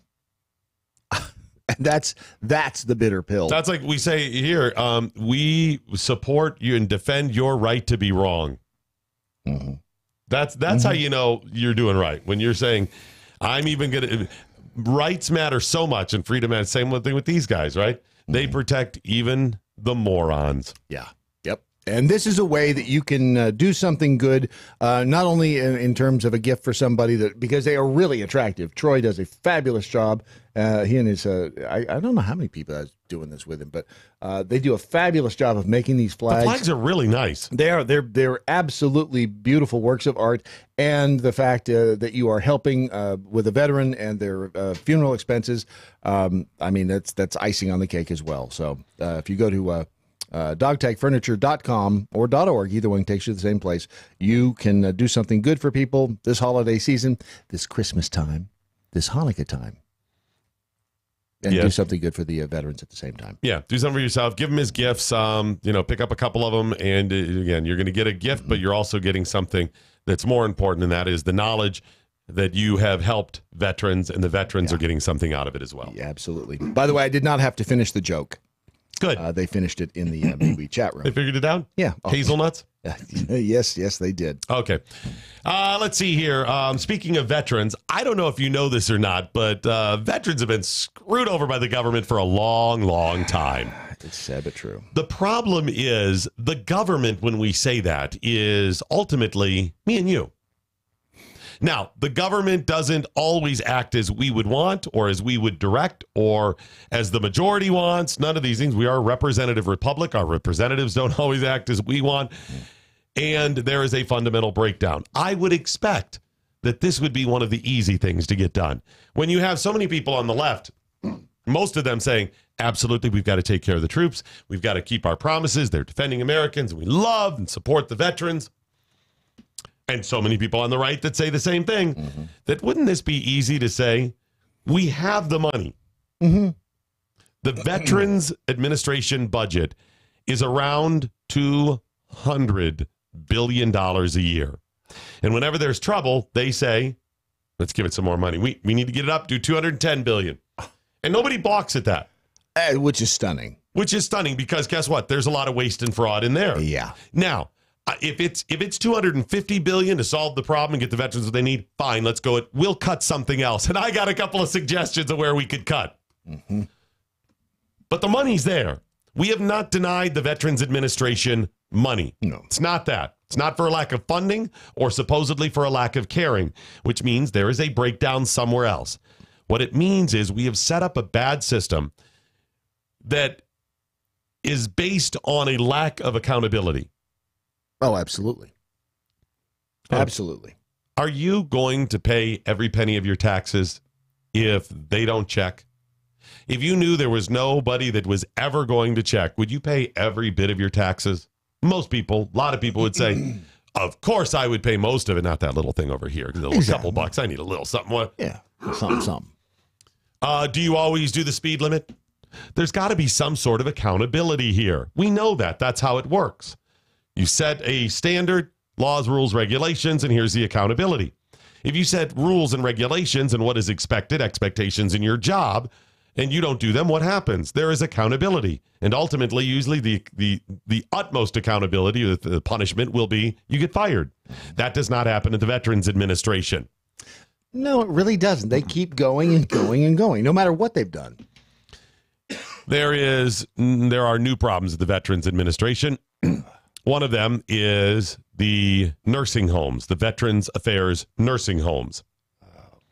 Staffers of the Veterans Nursing Home, VA nursing home in Brockton, Massachusetts, among others, have failed. Brockton, Massachusetts has been rated one of the worst VA nursing facilities in the country. You know, I'd love to be at a point where I say, that's the worst veterans nursing home in the country. And it is fabulous in there. Right. Yeah. Wouldn't that be great? Yeah, there's a lot of work to be done between then and now. Yeah, no. The worst one there, and you tell me if this sounds bad, when inspectors went in to inspect, and the worker bees at the VA hospital or the nursing home in Brockton, Massachusetts, knew that the inspectors would be coming. Right.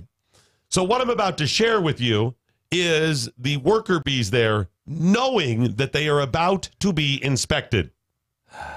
They know. It's not like, oh, I didn't know they do surprise inspections. I may not have come in, hopped up on meth today. I may have showed up to work. I may have not killed veterans today. Someone should have told us that.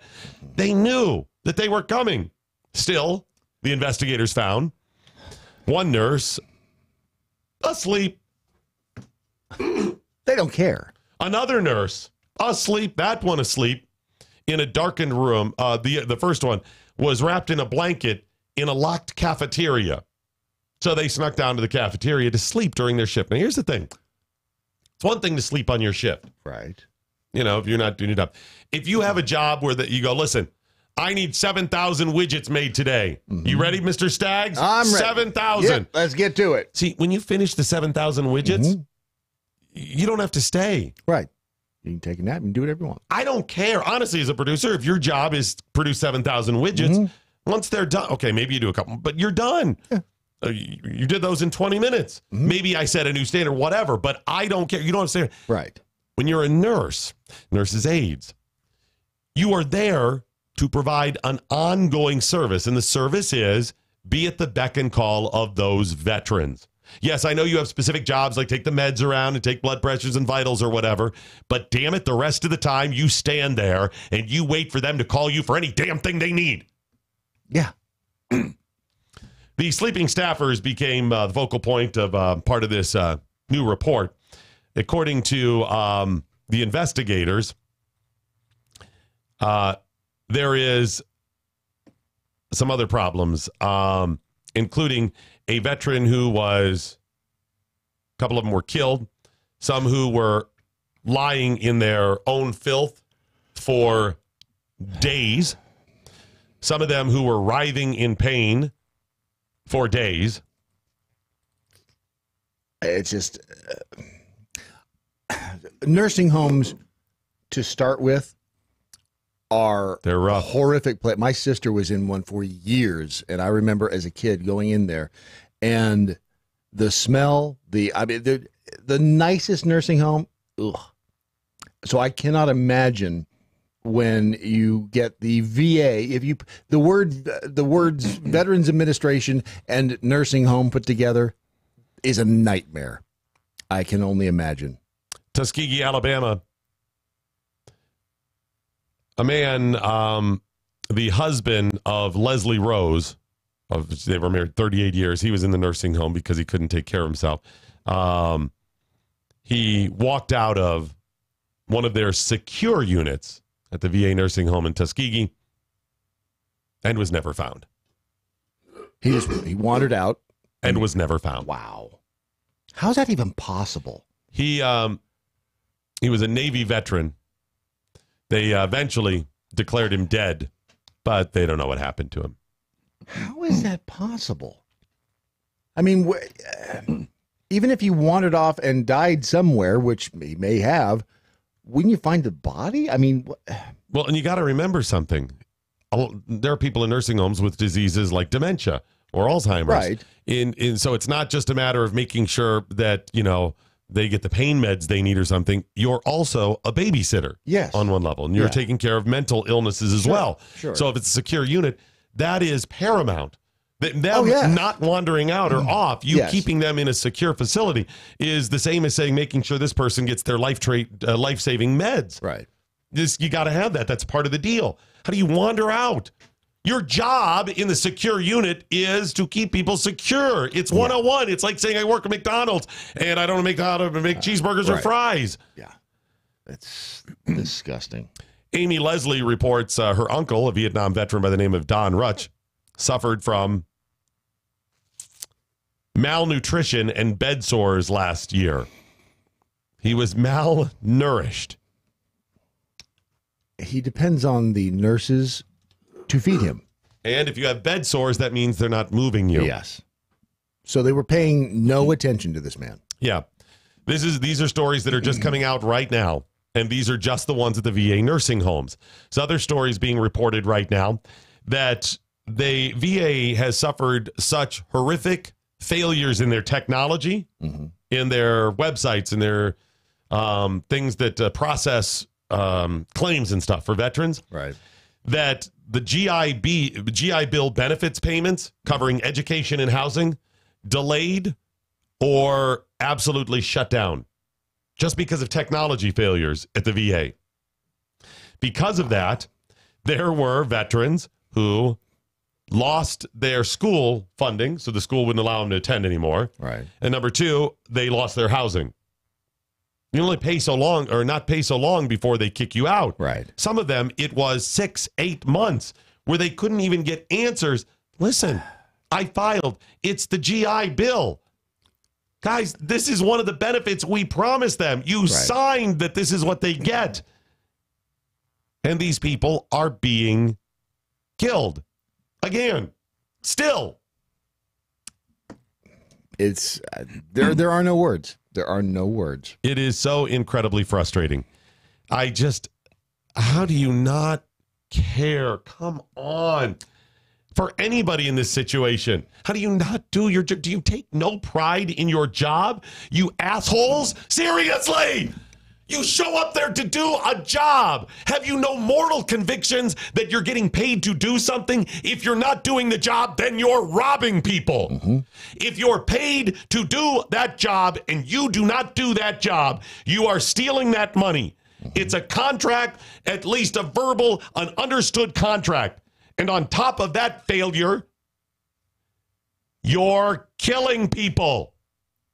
How do you walk by? How have you hardened your heart to the point of seeing any of your fellow human beings suffering this way when it's your job to take care of them? And you go, well, that guy can just lay in his own crappy bed linen for days, writhing in pain, not feeding him. I can just walk in and out by his room. By the way, these guys, it's not like, oh, I forgot he was there. He was so quiet while he was in pain. Some are. Some are screaming, pulling that nurse's cord, hitting the button, hour after hour, day after day. And these people just walk on by. They don't care. I'm sorry. I am not comfortable anymore being a part of this farce. I am not going to be a part of allowing this to happen in my name because it's happening in our name. It's happening in our name because we're supposed to be responsible. We, the people, are supposed to take care of this crap. And number two, it's my tax dollars paying for this failure. I am not going to allow this to happen in my name anymore. These guys paid for my freedoms. So sick of this. And the freedoms of the idiots who are ignoring them. And that's the part that really stings the most is these yutzes walking around in there. That is true cognitive dissonance. They somehow they can stand there and ignore them. I don't know how you do it with a conscience, though. The nursing homes have been a problem, the VA nursing homes, for a long time. Those people, those of you that have been in or around them or know people that have, you understand what I'm talking about. You know better than I. I can't do it justice. And let me pause by saying there are some better VA facilities. Mm-hmm. There are some VA workers that do an amazing job. Yes. The problem is there's not nearly enough of them. There are more of the people who are collecting a paycheck while seeing people suffer. The VA nursing homes have been a problem. The reason they have gone virtually unreported, the problems there, even when we knew all of those problems under the Obama administration for the veterans, the wait times, the delays, all of that, which, by the way, never got fixed. The reason the Veterans Administration nursing homes went virtually unreported because they never would release the ratings and information on the nursing homes. They kept them secret. There is only one reason you keep stuff like that secret. Right. Is to protect your failures. If you're getting 5-star ratings, you're putting that out in a press release. We've got a tour coming up to help veterans. Ironically, just to bring this up. Ironic because I was just going to use this as an example. We've told you roughly how much money we would make off of a tour to help veterans. Right. Because I mean we have to pay our bills and stuff and whatever. That's fine. We're a for-profit company. Mm-hmm. But we've told you the transparency of, if this goes well, how it is structured. We're so transparent as a private company, we've given you the rough numbers of what our tour is going to cost. And I have no problem after the fact saying, here's all the numbers. Mm-hmm.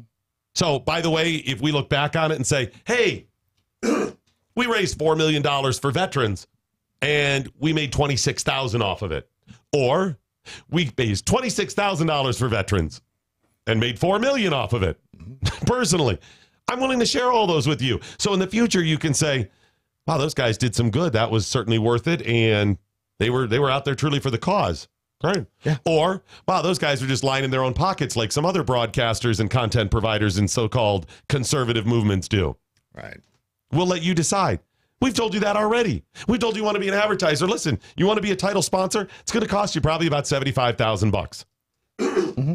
We've told you just the bus alone is going to cost us about six figures. But half of what you pay. Half of all the money right off the top. What happens?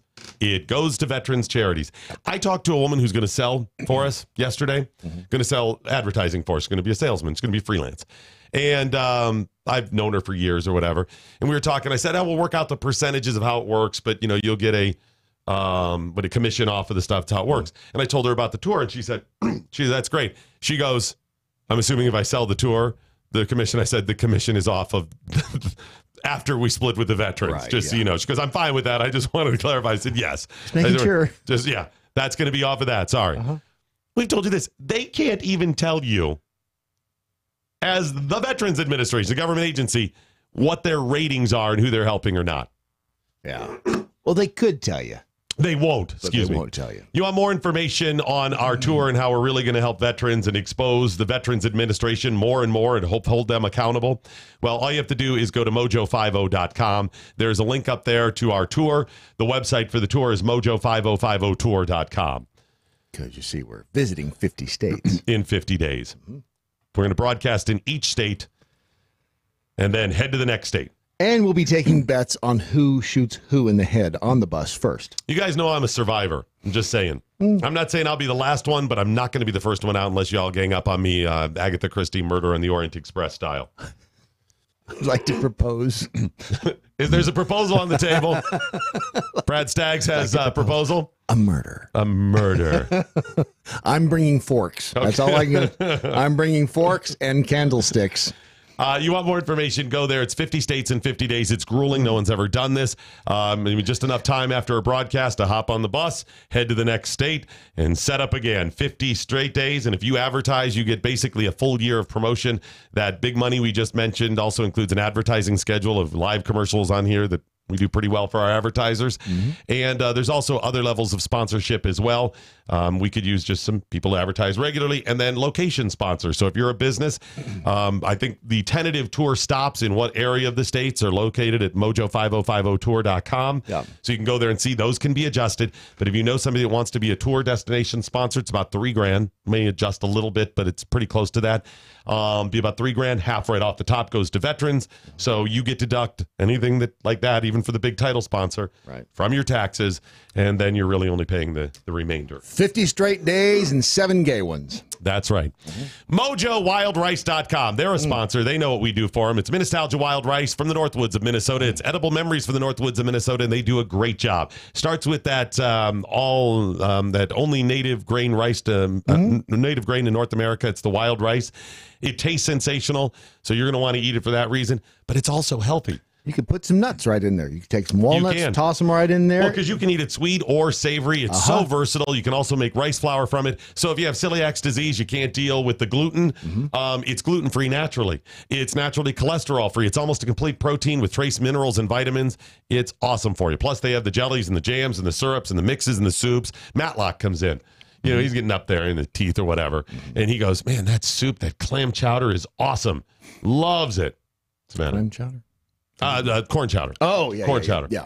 Although you can make clam chowder with yourself, but they have the mixes of soups. They're awesome. MoJoWildRice.com. It's MoJoWildRice.com.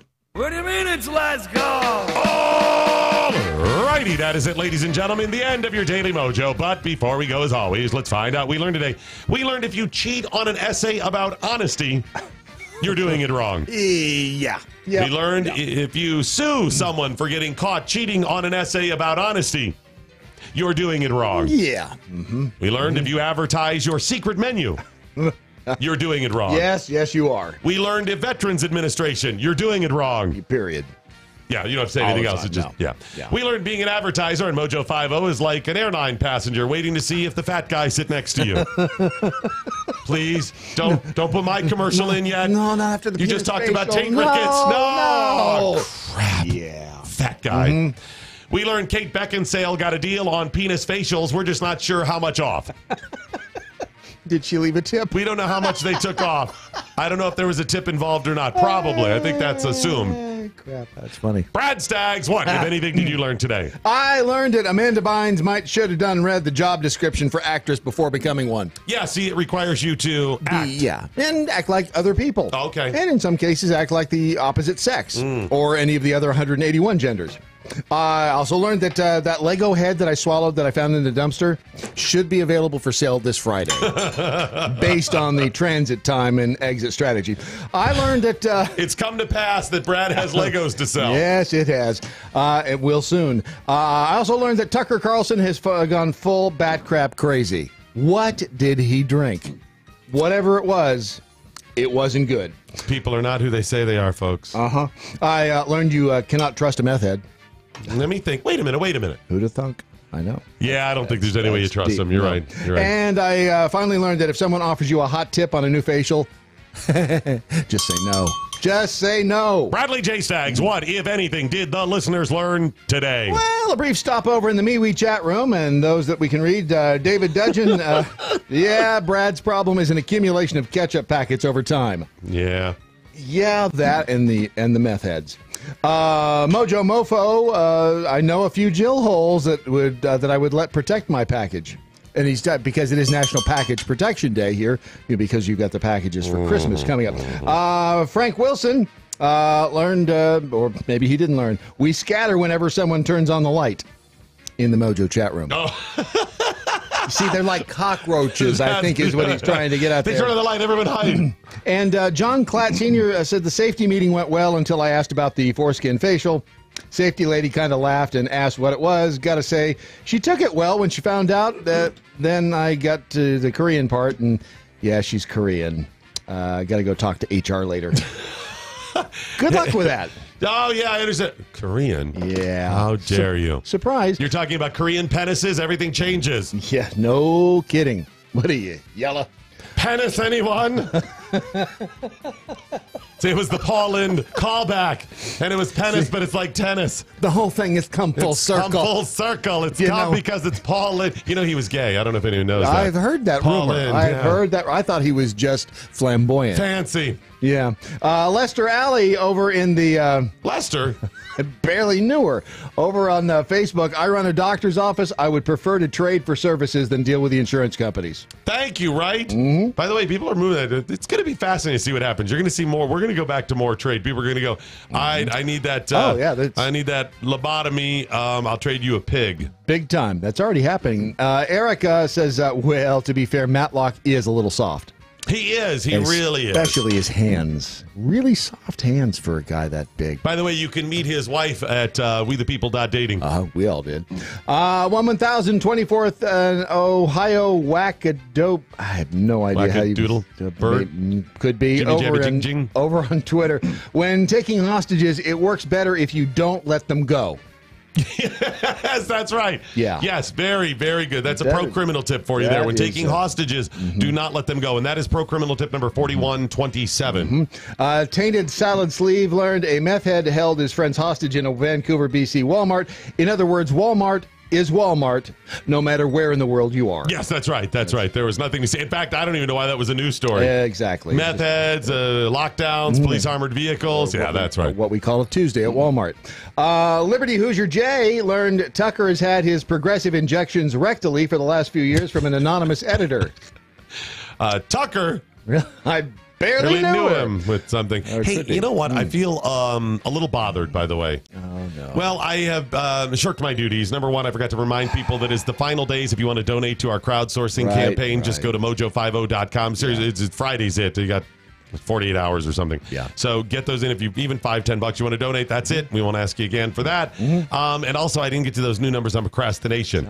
Now, the good news there is I have tomorrow to get to them. So I have just. Yeah, that's true. That's true. It is. So should I just start with them tomorrow? I think it's a good idea. Okay. Probably get them out of the way. What does Matlock have coming up on his broadcast immediately the following hours on MoJo50.com? Look, he's got something. All right. All right. Remember, your Daily Mojo is today a Ron Phillips. Very good. Production. That's it. That's exactly. Sic Semper Tyrannis. Veterans Administration. Sic Semper Tyrannis. I see what you did there, yes. Good night, Steve Cannon. Wherever you are. Anya, now you go home. Very good. Go home, y'all. Go home. Stop. I'll come with you.